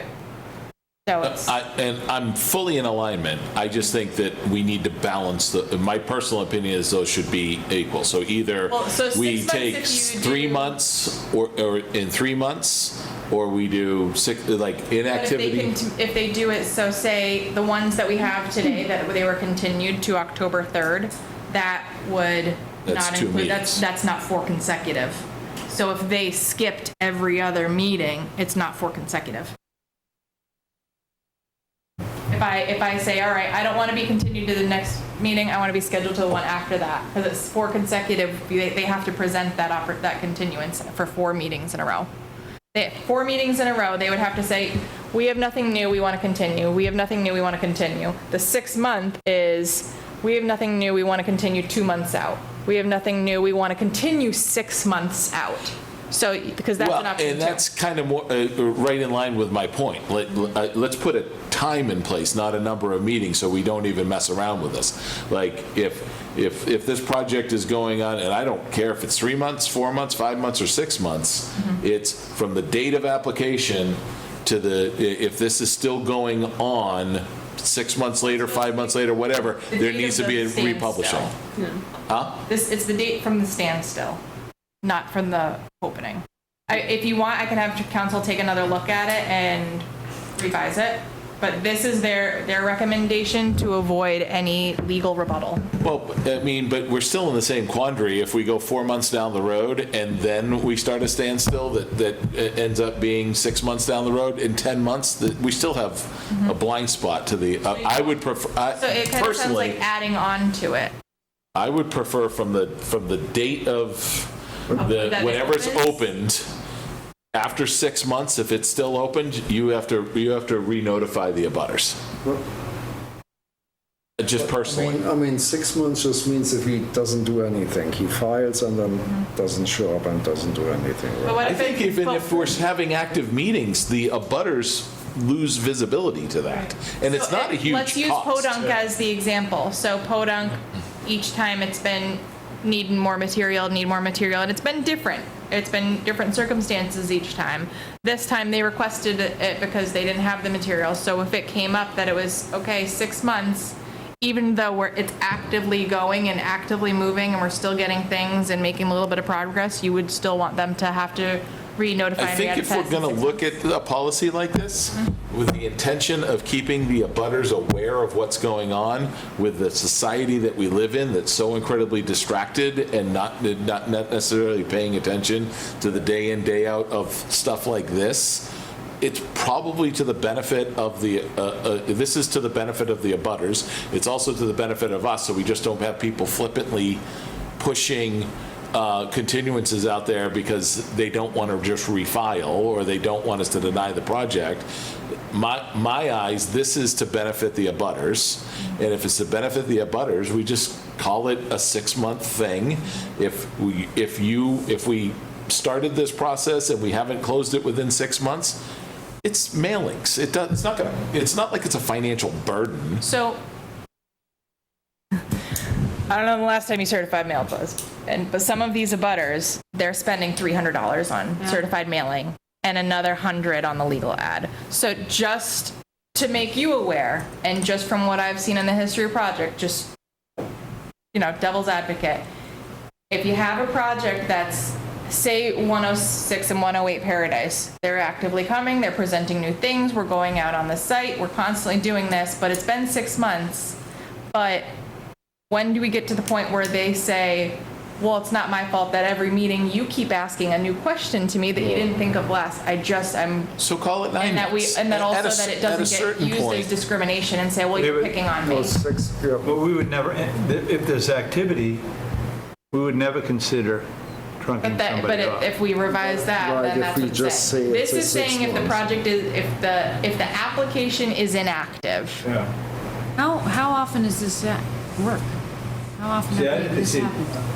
Can I ask a question? So if we close, let's say, deny a application for lack of information, could they reapply with that project or not? They can reapply, but it's the whole process all over again. Okay, but it's not. And you do have to look at the financial cost of some of these. If you're talking a solar company or a subdivision, the financial burden might not be much. If you're talking about someone that's, there's hardships sometimes. And I think that if you open it to even projects that is constantly being motion, then how do we draw that line of the hardship to where someone's saying, well, you gave that someone granted someone, relief of this because of the hardship that they were in, if there was a medical illness or their contractor backed out, and now all of a sudden it's going to cost another $500 to notify and advertise.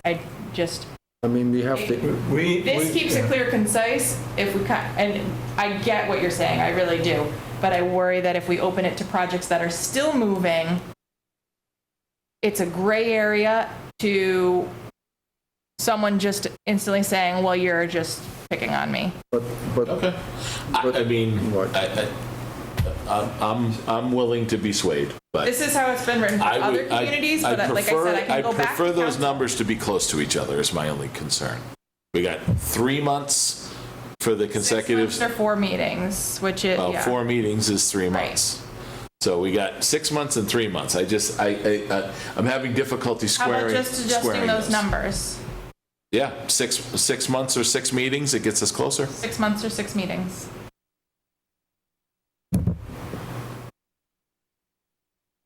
Comments? Months or 6 meetings? You know, it has been my experience that if somebody has a project with us and they are sincere, regardless of how long it takes, we stay with it. And in the next, if we get into a situation where one of these is vague, all we're going to do is sit here and argue about it, and we're not going to kick them out of the system. We're just not going to do it. I mean, it says we may close it. What? It says we are not forced to close it. I know. We just Right. may close it. But if But you have also you that don't have it- as As you know, Yeah, so if you deny an NOI application for lack of information, which does happen, it is much more easily challenged in court by the applicant, Yeah, because they can say, well, it's just your opinion that it's lack of information. I gave this. And it could be little pieces of things like, oh yeah, I put this tree on this plan and sent your vision. Now I put 2 trees on. It just, it doesn't stand up well if we ever get legally challenged. So, yeah, and that's why that's from attorneys. As a practical matter, in 2024, are we required by law for the reissuance of notification for a republished legal notice? we do not have, so having a Because- policy in place just allows us to be consistent in our decisions. Where if we say, so say for example, was that New Boston, the one that, the one that Glenn was in, say that they want to come back and then all of a sudden they have new information. Let's say like, that we could say, all right, listen, it's been a long time, we'd like for you to re-advertise it and re-notify abutters. They can also say no, and then yes, we can retaliate and say, well, then we don't want to move forward with the project, but also that's not, we would have no legal ground to deny it because they're presenting new information. We can't just say, well, we're denying it because you didn't want to work with us and re-notify abutters, because we don't have a policy in place that says that we reserve that right. See, but that project is a good example, because it is completely in the position where we could deny it, shut it down.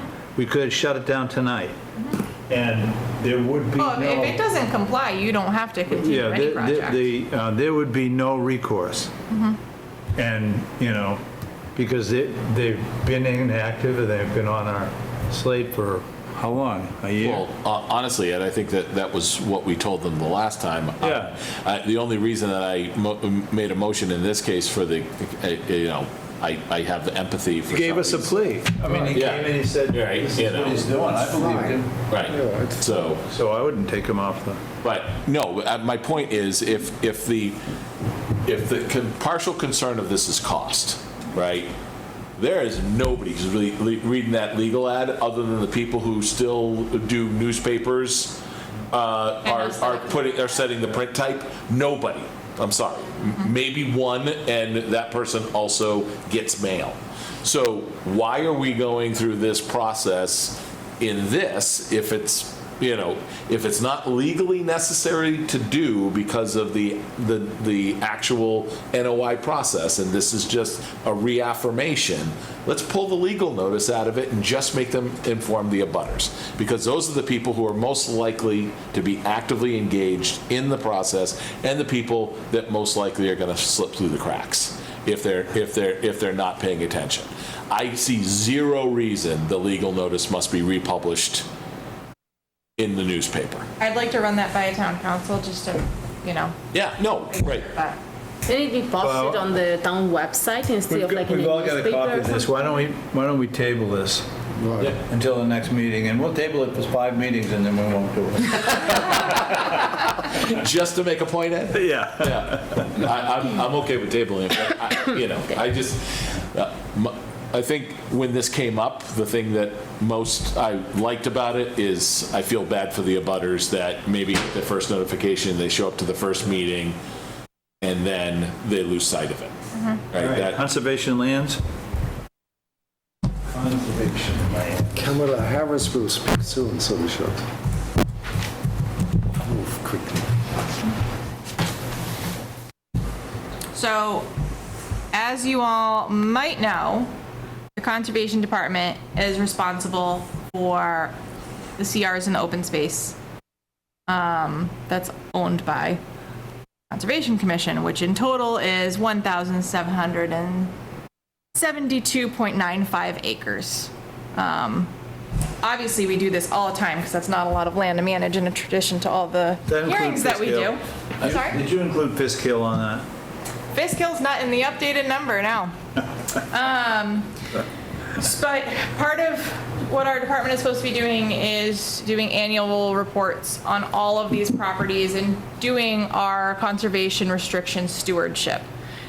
This is a challenge due to, just time. It takes resources, it takes time.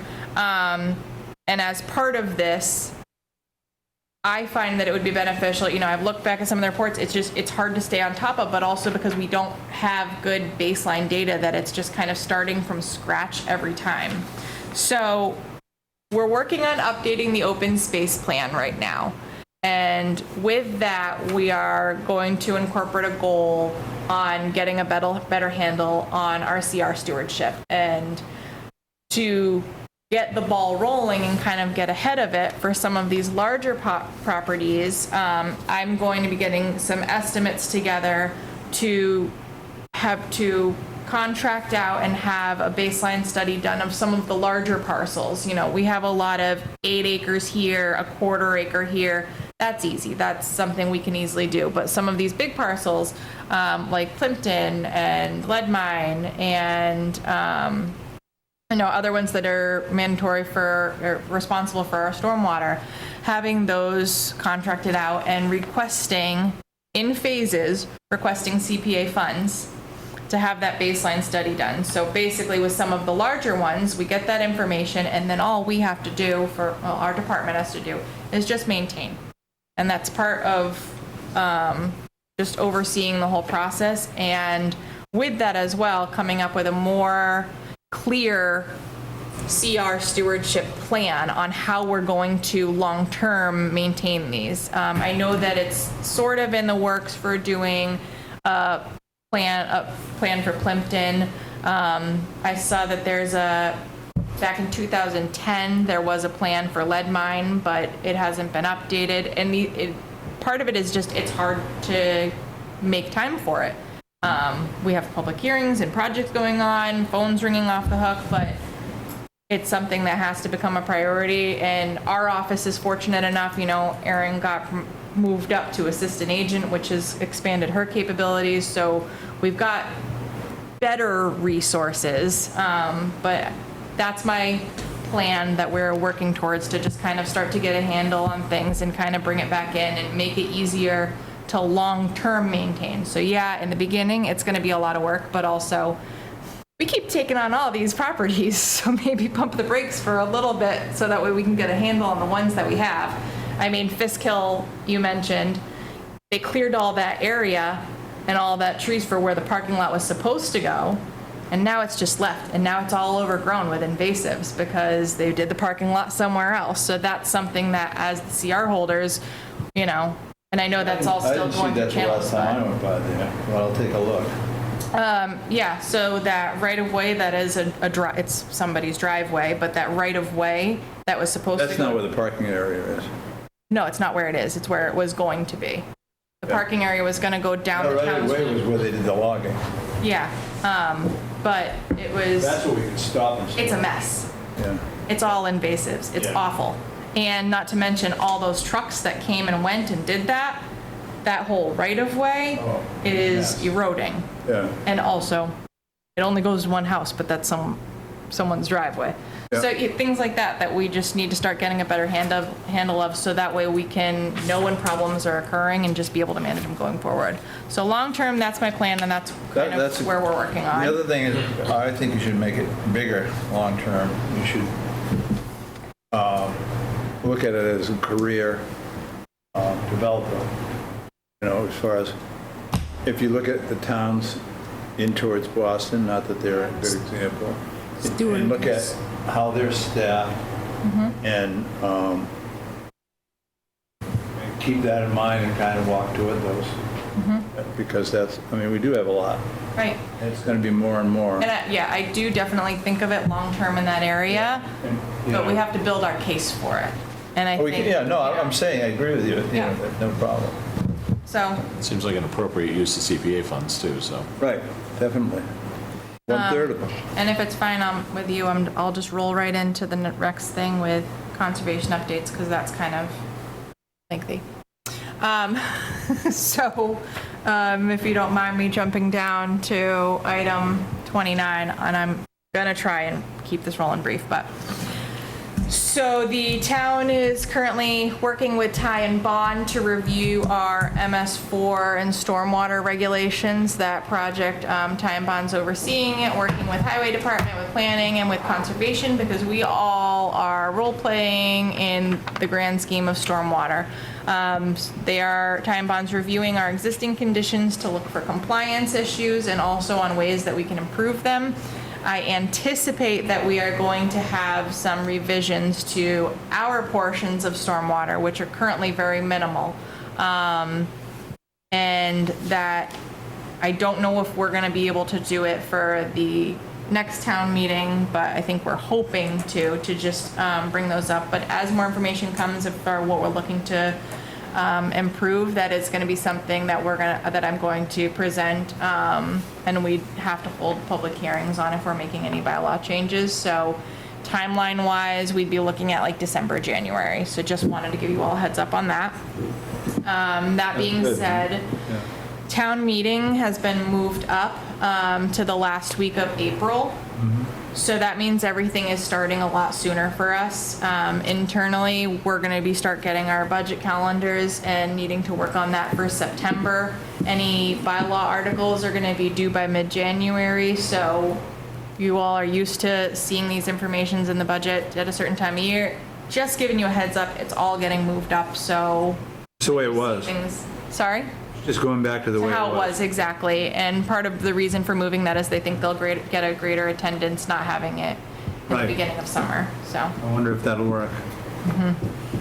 I discussed with you all one of my first meetings on some, thoughts of going forward, and one of those being having the Conservation Commission establish its own goals. A lot of the time that can just be, the interests of the Wetland Protection Act, but expanding on that because we have conservation stewardship to come in, and also having that information on our website. Part of the reason for that is it just kind of, one, opens us for more grant opportunities for other projects that we're liking, because we have, essentially it can be established more as like a mission statement and expanding on. It could be something that we update in the charter, but, I'm doing some different research, but also kind of getting to know you all and the history of this town and what's going to be in the best interest. But I welcome any thoughts, ideas, and suggestions moving forward. I won't get into it tonight because of the time, but, keep that in the back of your mind going forward, and especially as things are progressing elsewhere. For those that don't know, the governor signed the Affordable Homes Act, and now accessory dwelling units are, basically municipalities have to adopt that by right now, permitting accessory dwelling units in single-family resident zones. Jean's been doing the research on this. She's going to have to do some regulations, but I had her look into see if this will trump any regulations that we have in place. It does not.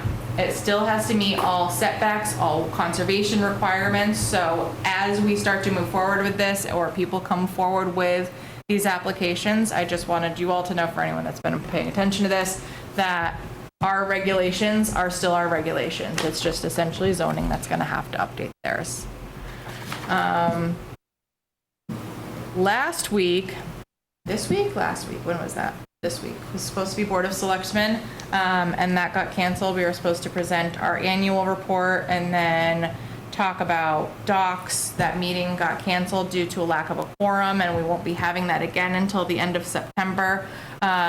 In that meeting document folder, I put our annual update, which essentially I kind of more aligned it with goals based off of what's in the open space plan, and just trying to get on hand of it. I didn't want to attest for anything that Becky did, so we just kind of briefly mentioned some things, but that's in there for what was sent to them.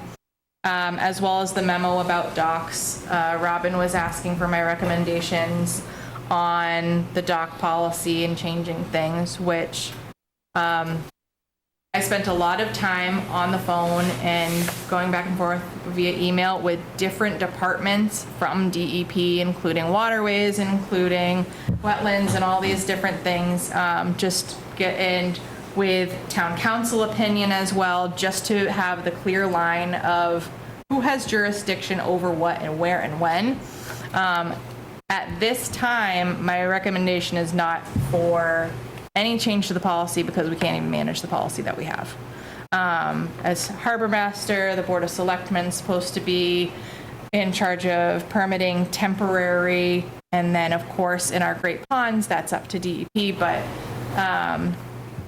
the Board of Selectmen are supposed to be enforcing our regulations, which say boats can't go in before April and they have to come out before December, but it's things that who is verifying this? Who's monitoring it? They're supposed to be doing annual renewal, but also who is doing this? We don't even know what's out there. So initially we need to work with the lakes and the residents to first figure out what's there. What's permanent, what's temporary, how big is it, what is it made of, and I'm hoping that we can get cooperation from that. I can use tools like Google Earth and things to try and look at it, but that's not going to tell me what's permanent and what's temporary. We can go back in our files and see what we've issued, but we don't know what's been put there illegally, because overall we need to be consistent in our decision making.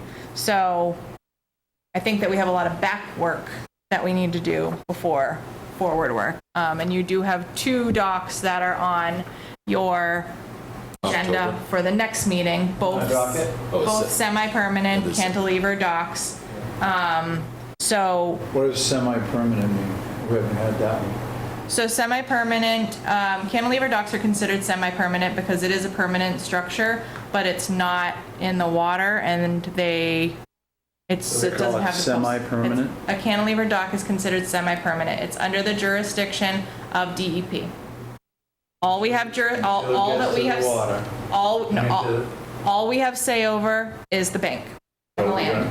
So going forward into next week, that's what we have say over, and I'll provide my memos on the specific projects and everything as we get closer, but that document is also in that folder as well. Yep.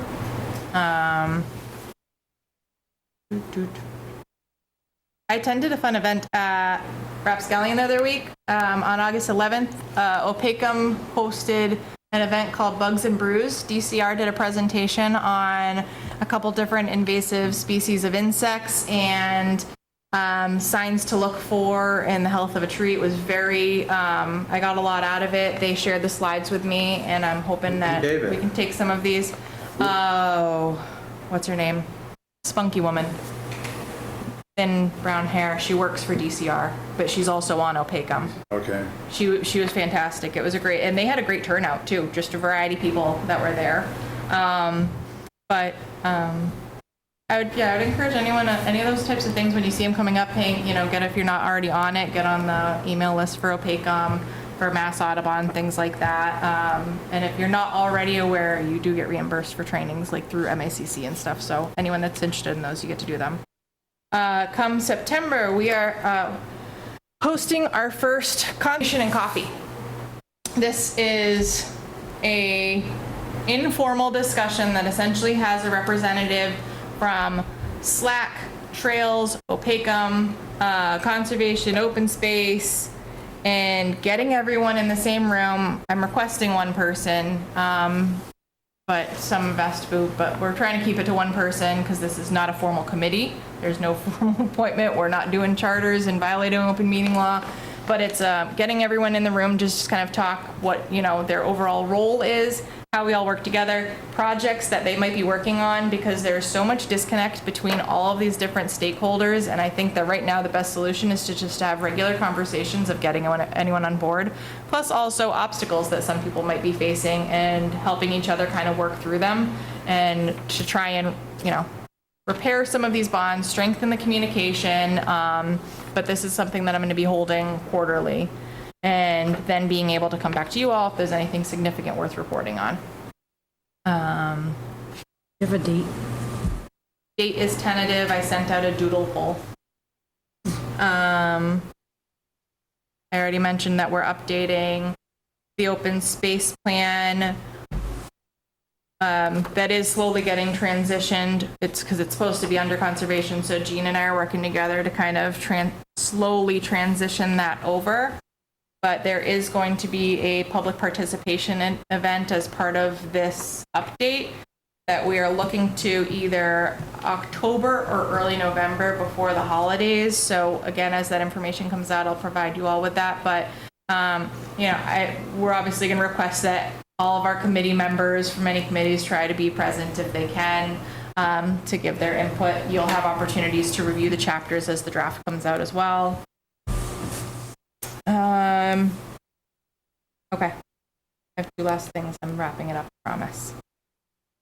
As a Conservation Commission, and you guys have all been involved for quite some time, even Flora, you've been around enough to see what's going on, that it can be a lot of doom and gloom. And we're also a great opportunity to contribute and give back to our community. And again, it's one of those things that it's hard to do because we are so busy and there's always things going on.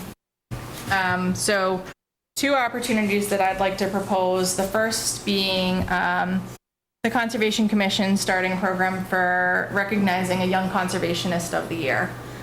In the folder I shared kind of what would be like criteria for this. Right, we'd see how it kind of goes, but expanding it throughout the years, but right for the beginning, kind of keeping it to either juniors or seniors or high school age kids that can apply for this or be recommended. It would require a letter of recommendation just saying, what they've done to be recognized for this opportunity. Applications would be reviewed by the Conservation Commission. I would keep the names off the applications just to avoid any possible conflicts. And then the commission would, vote on their person. We would, issue a certificate. We're allowed to collect a donation to gift as kind of a reward.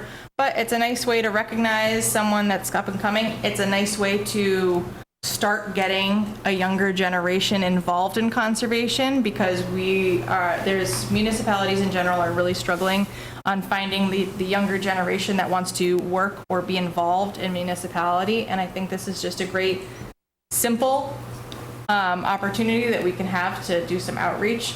So you can take a look over that, and then we'll discuss it more in the next meeting. And then the other thing,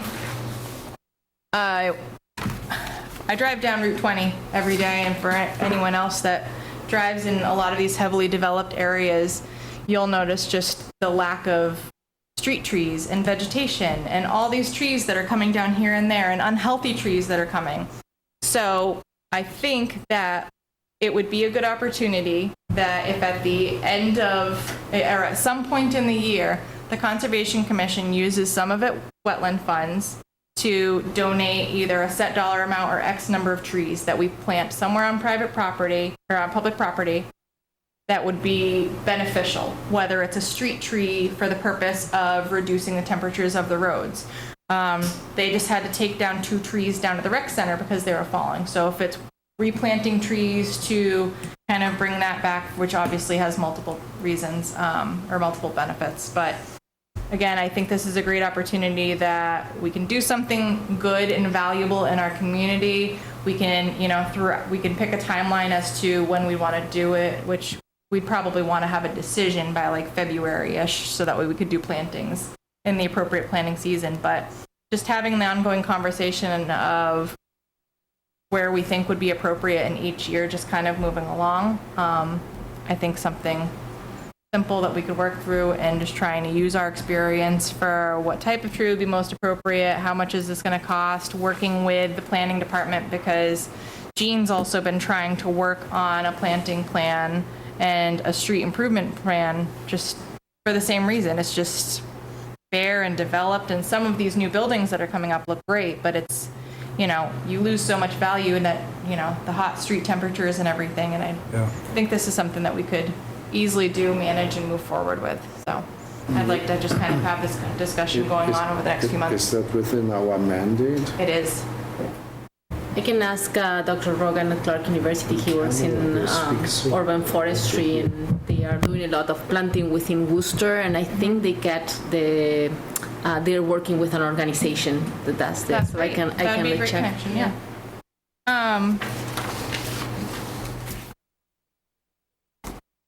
I think that's all.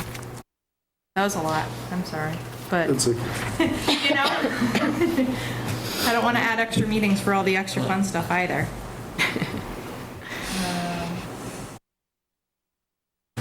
Yeah, I'm done. Great. Good stuff. Question for the Slack meetings. Do you put me in contact with Sure, I can do that. Great. There's a special uniform too you have to wear. Slacks. Yeah. Oh, that's a good pun. That's a dad joke right there. Wear slacks to slack. All right.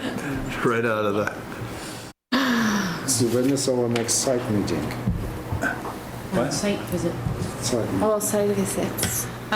So the week of Labor Day, like Labor Day on, I'm on vacation, so either, and I don't know what everyone's travel schedule is like, if you want to do them the week before, being next week, or like next Thursday, we can. If you want to do it Labor Day week, Erin can take you guys all out, and then, I mean, most of the ones, we so far know of at least 5 new ones, possibly 6. Most of those I'm already familiar with. One being the OSV barn building that some of us already went. 88 South Shore, Marcy Reed's probably going to be filing for that one. Most of you have been to that site, but you'll probably want to go back. Oh, that's the one with the basement, right? Oh my The God. foundation. Oh, but there's good news about it. Oh. Yeah. We won't know because it's not official yet because we haven't seen anything, but Supposedly, she was able to get a new engineer that made the septic in a new location, and the whole house is outside the 50. Oh, And the septic, everything is good, but okay. haven't seen any plans yet. So I that's don't worry really about the wetland. I just don't want the meeting. I'm just kidding. so I don't know what everyone's availability is like next week or the following week, but what do you want to do? Wait, well, I It's the first. scheduled the meeting. The deadline our is on meeting Tuesday, so it can't be, It'd have to be like Wednesday or Thursday. didn't you just say you had, what Or did the you previous book on week? It'd Wednesday? have to be Wednesday afternoon if it was Wednesday. So the date of the meeting in September is 12. 12. So 12 take away, 7 is It's always tough doing it I mean, you're limited because you get 21 days, so yeah. it's either we do it next week when the applications are super fresh, and if they have to make changes, that's that. But So even then, if you do it Labor Day week, Labor Day is obviously on a Monday. Thursday is an election day, so I don't know if that changes anybody's availability. What election is that? Preliminary. Tuesday account. Tuesday. Monday's Labor Day, Tuesday's the preliminary, Oh, which I'm not there. Tuesday and Thursday I can't do Getting a it. good turnout, but- what? Tuesday and Thursday I can't do it. Okay. what about like next Friday I won't be in the here. morning? I'm not gonna be here either. It's the 30th? Huh? Okay. I won't be here. Oh, you're out on, oh, I'm sorry. You're out on the 30th too? What about the 4th? September 4th. I know you're away, right, Do Lauren? you want to do it on the 4th? Sure. I would prefer to wait just to that week, just because the applicants are gonna come on Tuesday, and then I'm gonna have to tell them, you have to have your site staked by tomorrow, if you were gonna go out there. Or it's, So that, I think the 4th is good. Wednesday, 9 o'clock? sure, Wednesday, the 4th. Eric? I would need to move something, so I put me as tentative. What's a good, is it got a better date? Well, he I can't mean, do you Tuesday can and do them the Thursday, week so- of the meeting, but, because even then, if you go on the site visit on Wednesday, you're giving everyone 24 hours to make any changes, which are still when probably could you do unlikely, it? but it's up to you. Can you do Tuesday, Thursday? I can't do it. I'm on sabbatical, so I'm flexible. Want to do Friday the But I 6th? still have a lot of meetings, but I don't have a meeting on the 4th. We can, I can do Friday the 6th easy enough. I won't even make you guys make me a birthday cake, but, It's your birthday. I can make a birthday cake, but you know. I mean, if at that point, you're already less than the 7 you were days, so sweet, if you Eric. want to just wait till the meeting week, too. 6 is also. Friday the 6th. 6 would be, Sounds good. Okay. I don't care. Carson? let me see, I think it's. Roy, how's that look on your I'm gonna calendar? be in Greece. You'll be in Greece? Oh, nice. Nice. yeah, Athens, Treki, Santorini, nice, there's a couple other places. nice. Is For anybody, holiday? at this Yes. point, does anyone know if they are not going to be at the meeting on the 12th, or if they are going to be remote? You will be in Greece. On the 12th. Okay. So I will be in Chicago on the 11th, so it's O'Hare, so hopefully I'll be back. Might be remote. Right. Okay. So And if anything happens, can you just let I'm us know? supposed to fly back the night of the 11th, Okay. so but it's O'Hare, and I never trust O'Hare. It's the only airport I just don't trust. So are we doing the 6th now, Friday the 6th, or what? Yeah. And it's the That 6th? sounds good. Yeah. 9? 9 a.m.? 9 works. Yeah. And the meeting on the 12th is at 6. Yeah, 6. There's gonna be an executive. Okay, guys. All right, Roy, do your Are you thing. able to get there by 6 for next time? Are you teaching? I think he said this fall we was good with 6, right? Right? I make a motion to adjourn. I'll second that motion. All in favor?